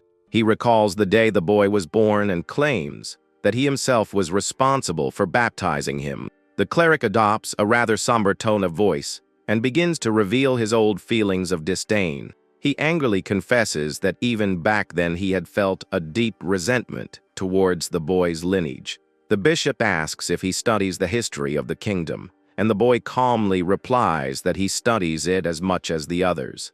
Livonius steps forward, saying that he must know very well what his family's real problem is. The man explains that most of the dangerous cultists in the region are part of the violent border tribes. He continues the story by recalling that Count Gode intended to create a peace agreement with the savages. To the fury of the church, the Count ended up marrying one of those barbarians and fathered the birth of Isaac. The religious figure claims that this union against divine law made it natural for the young lord to be born cursed. The corrupt clergyman stares at the boy with deep hatred and says firmly that he should never have been born. Isaac counters the insult by ironically stating that those words are indeed too cruel to be uttered by a bishop. The bishop smiles confidently and asks if the boy knows the true destiny reserved for him there. He shows a wooden stake, explaining that barbarians often use that object in macabre rituals. Livonius reveals that Isaac will die at the hands of the cultists to sever Gothe's union and purify the region. The cleric uses his magic to fire several sharp stakes that fly at high speed towards the boy. Isaac focuses his mind and concentrates his icy energy around his body to defend himself from the deadly attack. Extremely sharp and shiny little ice crystals begin to appear on the young man's fingertips. With agile movements, he fires his ice stones, destroying each of the stakes that came towards him. The bishop realizes with shock that he is not only creating ice, but aiming and hitting with absolute precision. Livonius is desperate when he sees his wooden projectiles being broken one by one with such perfection. Isaac remembers his painful training in the past, when he would collapse from exhaustion during fencing lessons. The young man begged his tutor Lucas to stop the daily lessons because he could no longer bear the exhaustion. Instructor Lucas smiled and playfully asked if the young master was already exhausted from the training. He praised the boy, recalling that before he couldn't block his sword, and now he was already improving. The master celebrated by saying that he blocked 5 times, and Isaac said that it was because he had an excellent teacher. Isaac questioned why he wasn't a knight, and Lucas replied that he only had ordinary skills. The professor looked at him seriously and revealed what he considered truly incredible about the boy. Lucas said that the young master's fertile imagination was his greatest and most powerful fighting talent. Back in real combat, the boy easily blocks all the magical attacks launched by the bishop. Isaac wonders why he is remembering those teachings of his former tutor right now. He realizes that at the time, he didn't understand Lucas's words, but now everything makes perfect sense in his mind. The boy reflects that his mind has become sharper as compensation for has spent so much time locked in his room. During this period of isolation, he fought Lucas thousands of times and simulated magic he didn't even possess.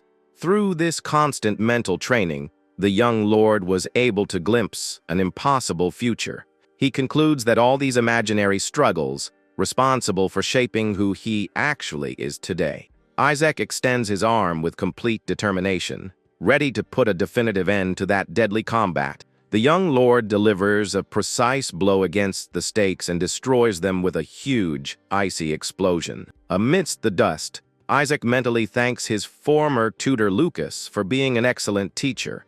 The bishop realizes with alarm that all his wooden stakes are gone and his belt is empty.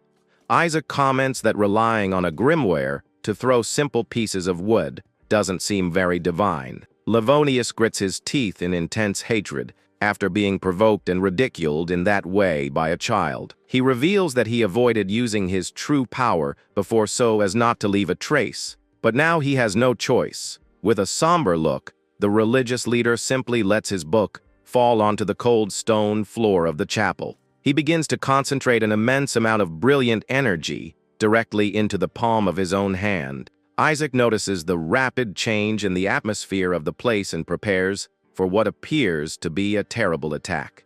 Livonius smiles arrogantly, announcing that he will finally demonstrate the true authority granted to him. The cleric summons a gigantic bluish fireball, shouting that this is the purifying power of the holy fire. The young lord observes that immense mystical flame with great tranquility and murmurs thoughtfully about the attack. The bishop boasts that ordinary magicians could never imitate the sovereign flame of divine purification. He shouts that the boy's ice crystals will melt, but is interrupted by Isaac's calm question. To the bishop's utter horror, the boy appears holding an identical blue flame in the palm of his own hand. Silvio asks in a panic how he did that, and Isaac explains simply that you just need to condense the fire twice. The cleric shouts furiously, asking if he is mocking him, since divine power doesn't work in such a simple way. Isaac smiles enigmatically and comments that he must indeed be considered a true heretic. The young lord explains that his magic is parallel and begins to expand the size of that immense flaming sphere. At that moment, the boy unleashes a colossal burst of purple energy that illuminates the entire interior of the old chapel. The bishop falls into utter despair and lets out a scream of terror when he realizes the attack is coming towards him. The man faces the immense torrent of power, unable to believe that he is about to be completely defeated. Silvio questions how a filthy mixed race person has this power, and Isaac scoffs, saying that perhaps God loves him much more. The cleric tries to resist with all his might, but the overwhelming pressure of the magic pushes him against the wall. Overcome by religious fanaticism, the bishop shouts in anger, accusing the young lord of uttering a terrible blasphemy. He yells that he has trained his divine power for decades, while trying to repel Isaac's powerful magic. The boy watches him with a cold, focused gaze as purple flames begin to engulf the enemy's entire body. Isaac repeats the word thoughtfully and murmurs that decades of training are nothing compared to a lifetime. He points his index finger directly at the target, concentrating the rest of his energy for the final blow. With one last command, the boy unleashes a devastating explosion that consumes the bishop in a sea of purple flames.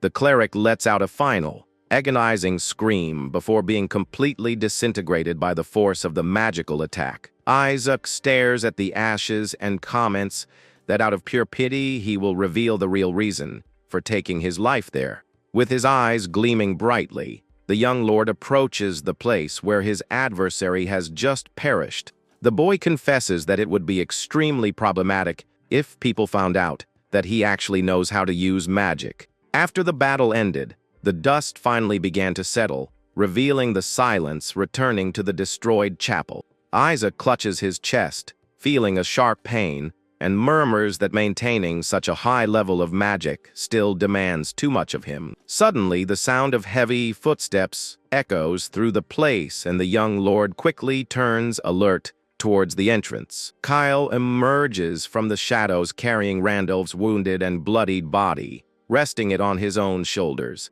The experienced warrior's eyes widen in complete shock as he glimpses all the destruction in that room. He observes the bloodstains and ashes on the ground, asking in fear what actually happened there.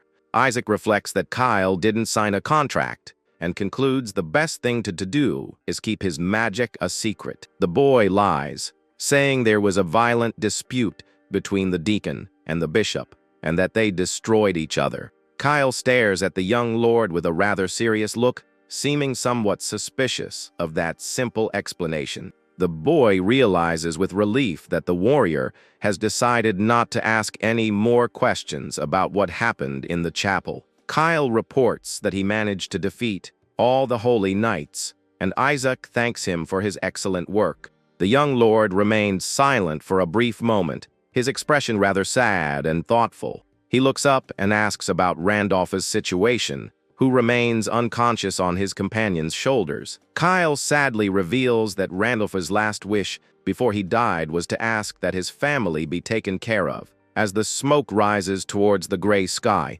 melancholy takes hold of everyone after that difficult battle. A beautiful bouquet of white flowers is placed on the stone tomb, marking the final farewell to the loyal knight. Duke Goa and his loyal advisor Schiller attend the funeral with rather serious expressions. Randolph's wife cries bitterly under her veil, while being closely comforted by her two young children. Kyle asks the young lord what they will actually tell the family about the cause of the warrior's death. Kyle looks away and comments that the holy knights of the church were indeed very skilled warriors.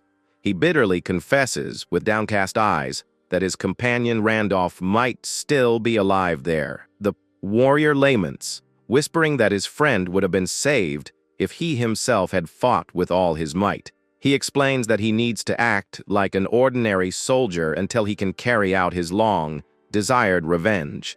Isaac realizes that he chose to hide his true strength, even if it cost the life of a great ally. The young lord stares intently at the experienced warrior and says that he wishes to give a very clear warning beforehand. He warns that if the same situation happens to him, he will act in exactly the same ruthless way in the future. Isaac questions whether he would really do that, even knowing that the nobleman is the only person who helps him in his revenge. Kyle replies firmly that he will only reveal his true potential on the day his target falls. He adds that he will act only as the legendary warrior Kyle, and Isaac gives a slight nod, indicating that he understands. The two continue walking slowly side by side amidst the shadows of the large trees in that garden. Isaac silently reflects that neither he nor Kyle are people worthy of attending that funeral until the end. Later, Duke Goa meets with his son and announces that the complex negotiations with the church have ended. He explains that in exchange for hushing up the case, the church will not collect tithes nor send a new bishop there. The father comments with relief that for now Guthy's territory is free from all their corrupting influence. The man confirms that everything went according to his son's plan, and the boy is already starting to visualize his next steps. The Duke says he will give him credit later and changes the subject, leaving the boy a little confused in the carriage. The gray-haired man lowers his gaze, overcome by a deep feeling of bitterness and sadness. Clasping his own hands, the nobleman painfully admits that he had no idea about the whole situation. He reveals that he was unaware of the cruelty of the cult, the presence of the 13 knights, and all the wickedness of the deceased bishop. The father stares at the young lord, impressed by the fact that the boy knew all this while he remained blind. He sadly recalls when his heir was just a frail child who suffered greatly from health problems. The Duke observes the young man before him and realizes how drastically his entire demeanor has changed over time. He thoughtfully confesses that nowadays he can no longer decipher what is actually going on in his mind. As the carriage moves along the dirt road, the young lord begins to answer his father's question. Isaac calmly states that he is simply doing everything he can to ensure the best possible future for his family. The Duke listens to his son's reply in absolute silence, keeping his gaze fixed and focused on him. The nobleman takes a deep breath and decides to share an old and very personal story about his youth with the boy. He calls the young man by the name Isaac and adopts an extremely nostalgic posture to begin his account. The man recalls that he ended up marrying the young Adel when he himself was only 14 years old. He recalls that at first communication was impossible because she was a very free, spirited warrior girl. The Duke explains that at first, that forced marriage to end the war was a real hell for both of them. Because of all that suffering, he and his beloved wife decided to make an important, solemn promise.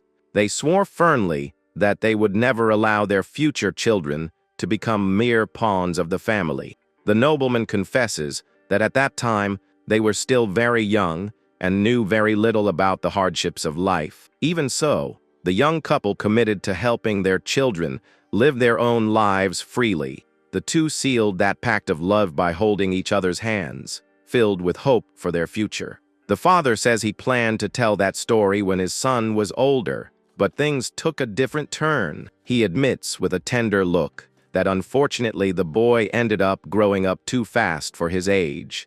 The Duke smiles, commenting that the heir doesn't seem to understand the real reason for listening to all this from him. Suddenly, the nobleman extends his hand and very affectionately touches the top of the young man's head. He explains that his son can still afford to act and live like a normal child for some time to come. Isaac's eyes widen subtly in surprise as he feels that unexpected gesture of pure affection coming from his father. A very slight and genuine smile begins to form on the boy's lips as he feels welcomed in that way. The boy lowers his head under the warm touch and responds very sweetly, accepting his father's kind words. Meanwhile, in the dense forest, the sound of quick footsteps reveals that someone is running hurriedly through the trees.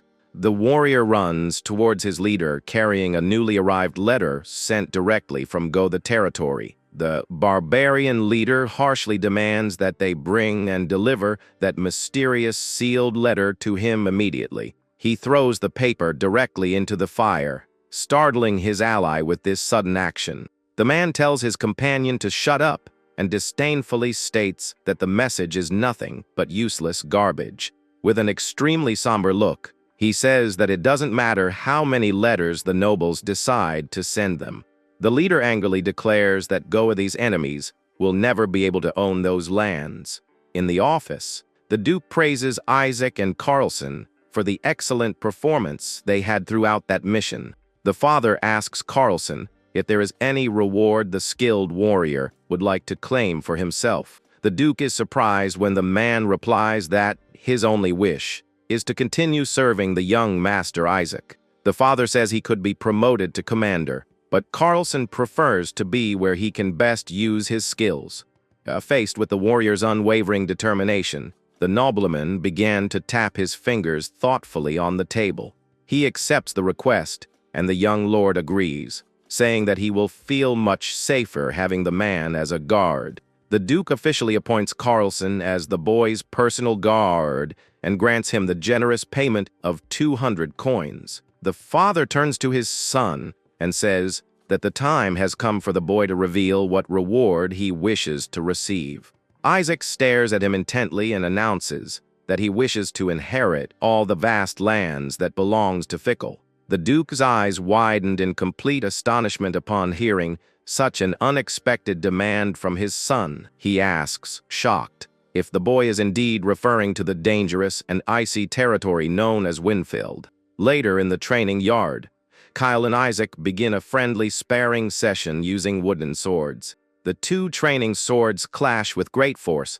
generating a sharp crack that echoes throughout the empty space. Isaac is struck by the violent impact of his opponent's blow and lets out a groan of pain as he loses his balance. The boy falls to the ground sitting down, and Kyle comments that although he blocks well, he still lacks the physical strength to maintain his balance. Breathless and quite tired, the young lord wipes the sweat from his face, trying to regain his strength to continue. The experienced warrior observes him with a very serious expression, trying to decipher his true intentions. Kyle asks directly what the real reason is for the boy to have requested that training duel so suddenly. Leaning his wooden weapon against the ground, the boy seriously reveals that his main objective is to dominate Winfield.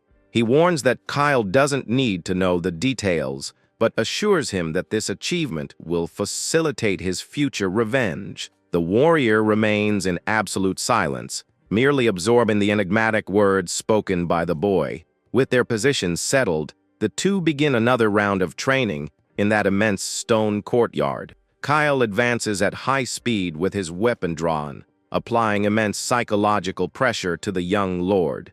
The warrior's swift movement raises a large cloud of dust from the flat ground of that training arena. The wooden planks clash together again, extremely fast and loudly, in the center of the courtyard, focused. The experienced guard decides to put the boy's true combat skills to the test. He thinks to himself that he heard the boy never trained in fencing, but notices that his movements are elegant. The man realizes that although the young man's attacks are not fast, each strike hits the target with precision. He concludes that the technical level would only be achievable if the boy had been practicing since he was 5 years old. However, the boy's poor physical stamina and fatigue suggest that this may not actually be the case. Kyle advances once more with firm steps, trying to corner the boy against the courtyard columns. The warrior wonders, puzzled, how such absurd combat precision is even possible for that child. The man stares intently, trying to decipher where the boy's strange fencing style is coming from. With a remarkably agile movement, Kyle executes a quick feint and surprises the boy with his speed. Isaac's eyes widen in shock as he realizes that his opponent's attack is too fast to be blocked. The warrior delivers a glancing blow, completely destabilizing the young lord's defensive stance. The boy's weapon is thrown into the air, leaving him completely unarmed before his experienced opponent. Isaac tries to resist by pushing away the enemy's sword, but trembles with exhaustion before Kyle's overwhelming strength. With a precise twist of his wooden handle, the guard disarms the boy spectacularly in a single movement. Completely unarmed, the young master loses his balance and begins to stagger backward, unprotected. Without hesitation, the experienced warrior takes advantage of the opening in the defense to deliver a direct physical blow to the boy. Kyle delivers a powerful kick to the young lord's chest, sending the boy flying with the violent impact of the blow. Isaac lets out a sharp cry of pain as he is hit squarely and falls heavily onto the dusty courtyard floor. The guard lowers his weapon and coldly warns that with that level of skill, the boy will never survive in Winfield. Lying on the ground, the boy admits his weakness and reveals with a focused look that this is precisely why he asks for training. Kyle stares at Isaac with an extremely tense and somber look as the dust settles around them. He asks directly if the young lord is truly capable of using real magic.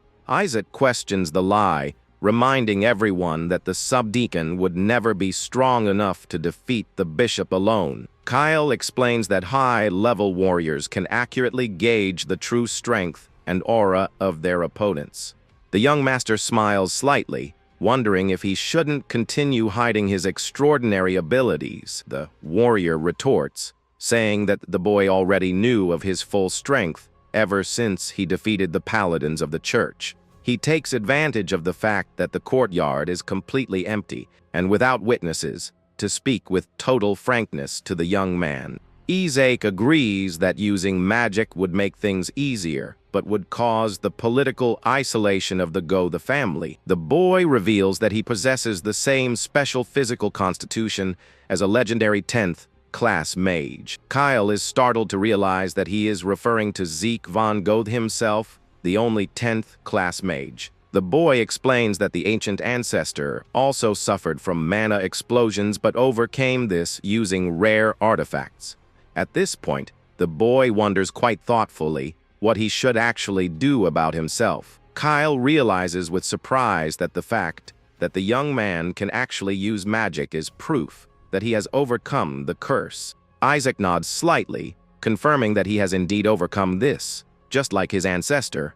More than 100 years have passed since Zeke destroyed the capital, and now an heir with the same strength has been born and surpassed all limits. The warrior warns that royalty and nobles will surely try to assassinate or use the boy politically. The young lord rises with his wooden sword and asks if the man regrets having allied himself with the Goth house. Kyle turns his back and replies very frankly that he bitterly regrets his choice, but he concludes by saying that he doesn't look back and warns in a firm tone that the young master will be the one to regret it. He charges forward, wielding the wooden sword, remembering that it was the boy himself who asked for the duel. Isaac completely panics and yells at him to wait a bit because he thought the training was already over. The sound of impacts and screams echoes loudly through the clear skies that cover the entire immense family fortress. A whole month passes and the group's carriage slowly advances along the road towards Winfield's territory.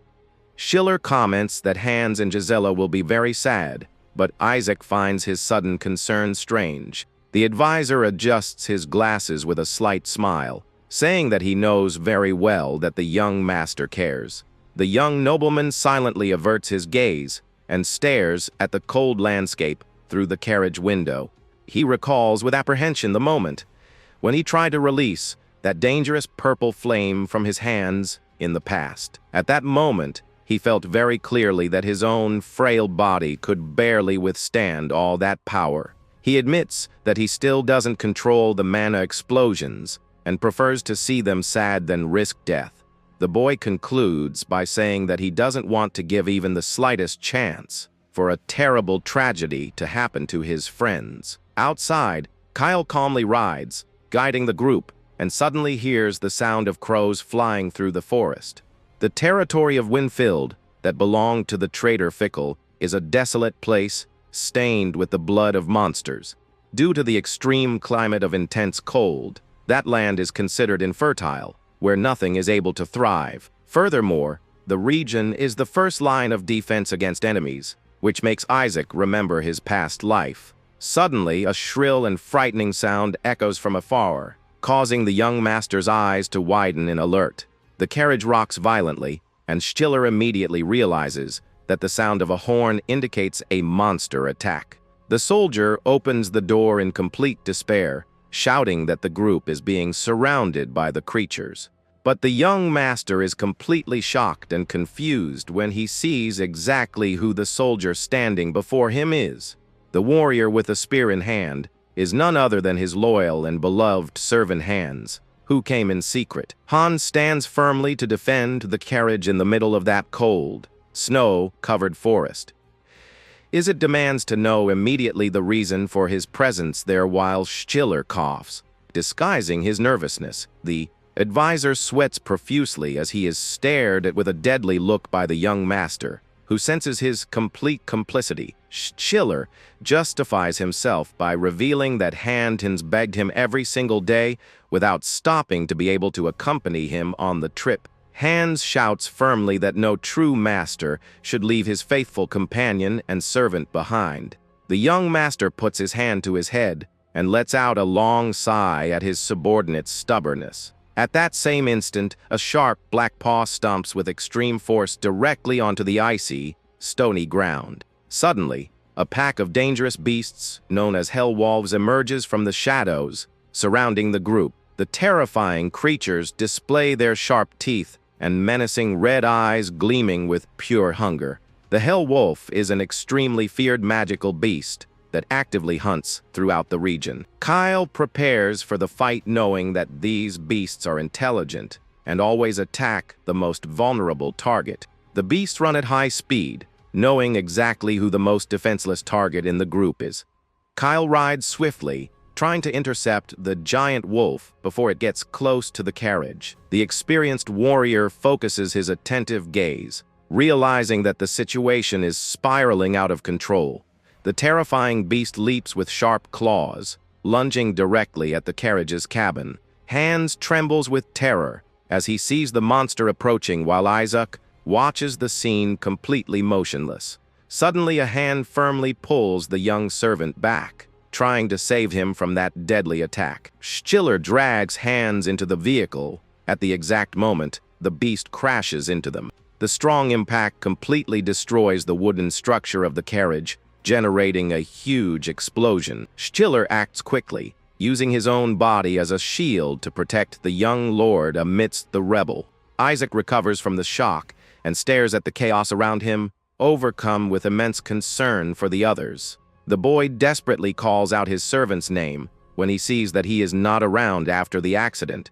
He despairs, bitterly wondering if he is about to lose another loved one in such a tragic way. But suddenly a sound of movement coming from outside immediately catches the attention of the young heir to the Go the household. Hans groans in pain lying on the cold floor, but reveals that thankfully he is still alive after all the impact. The servant smiled in relief, thanking the two for preventing the creature from devouring him right there. Without thinking twice, Isaac delivers a powerful punch directly to his own assistant's face. Even though he's hurt, Hans lets out a light laugh, perfectly understanding why he received that blow. The young master clenches his trembling fist in anger and reprimands him harshly for being so reckless and foolish. Hans lowers his head in a very humble and repentant manner, silently accepting his master's scolding. On his knees, the servant offers a sincere apology while Schiller simply observes the scene calmly. Hans asks if everything is all right while Kyle plunges his bloodied sword into the ground after defeating the beasts. Kyle calmly approaches, pulling the horse by the reins, confirming that he has eliminated the monsters from the area. Isaac wipes his face and asks about the other wolves, but Kyle points toward a deafening sound in the forest. The boy turns around quickly upon hearing fierce battle, cries echoing loudly among the trees. Further on, a large group of highly skilled warriors confronts the rest of the horde of beasts. Kyle explains that those fearless men are the very soldiers assigned to protect Fort Winfeld.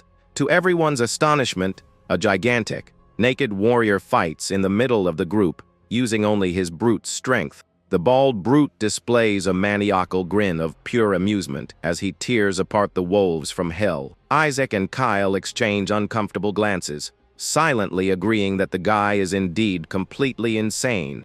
Schiller approaches the boy and reveals that the bizarre warrior is actually the commander of the local camp. The advisor concludes by saying that most of the guards there belong to the feared and violent battle tribes.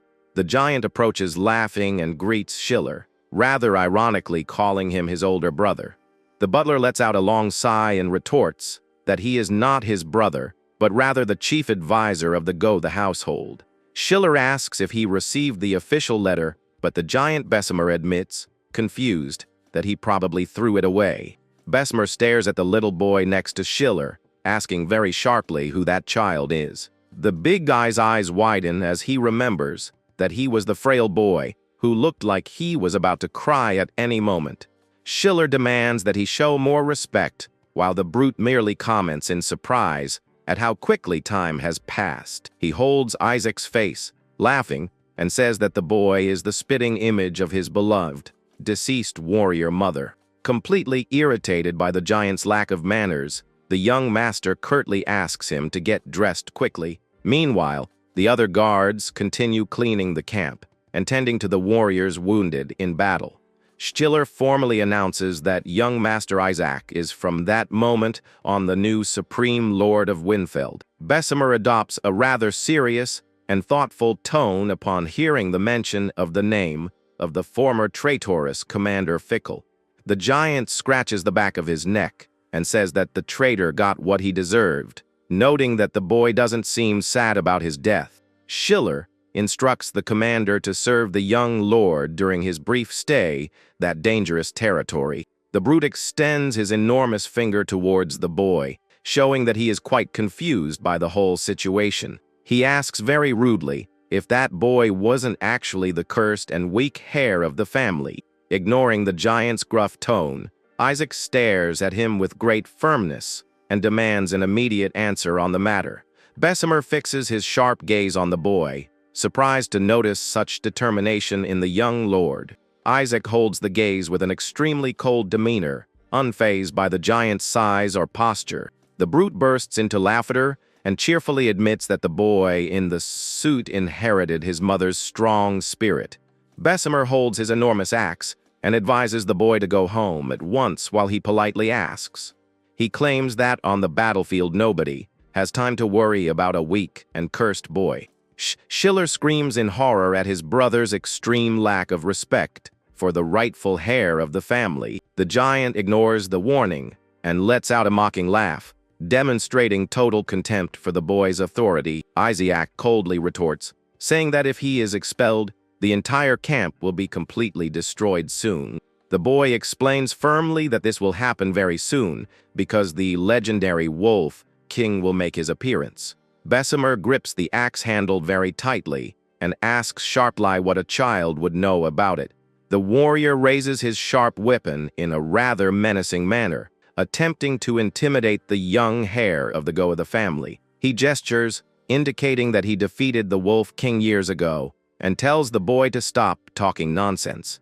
But the young lord stares at his opponent with his bright blue eyes and calmly orders him to lower his weapon. At that same instant, Kyle emerges spectacularly from the shadows and presses his sharp sword against the giant's neck. The experienced bodyguard stares at the brute with a deadly look, making it clear that he will not hesitate to attack him. Completely surrendered, the commander shuddered in terror upon realizing that the enemy had approached without making a sound.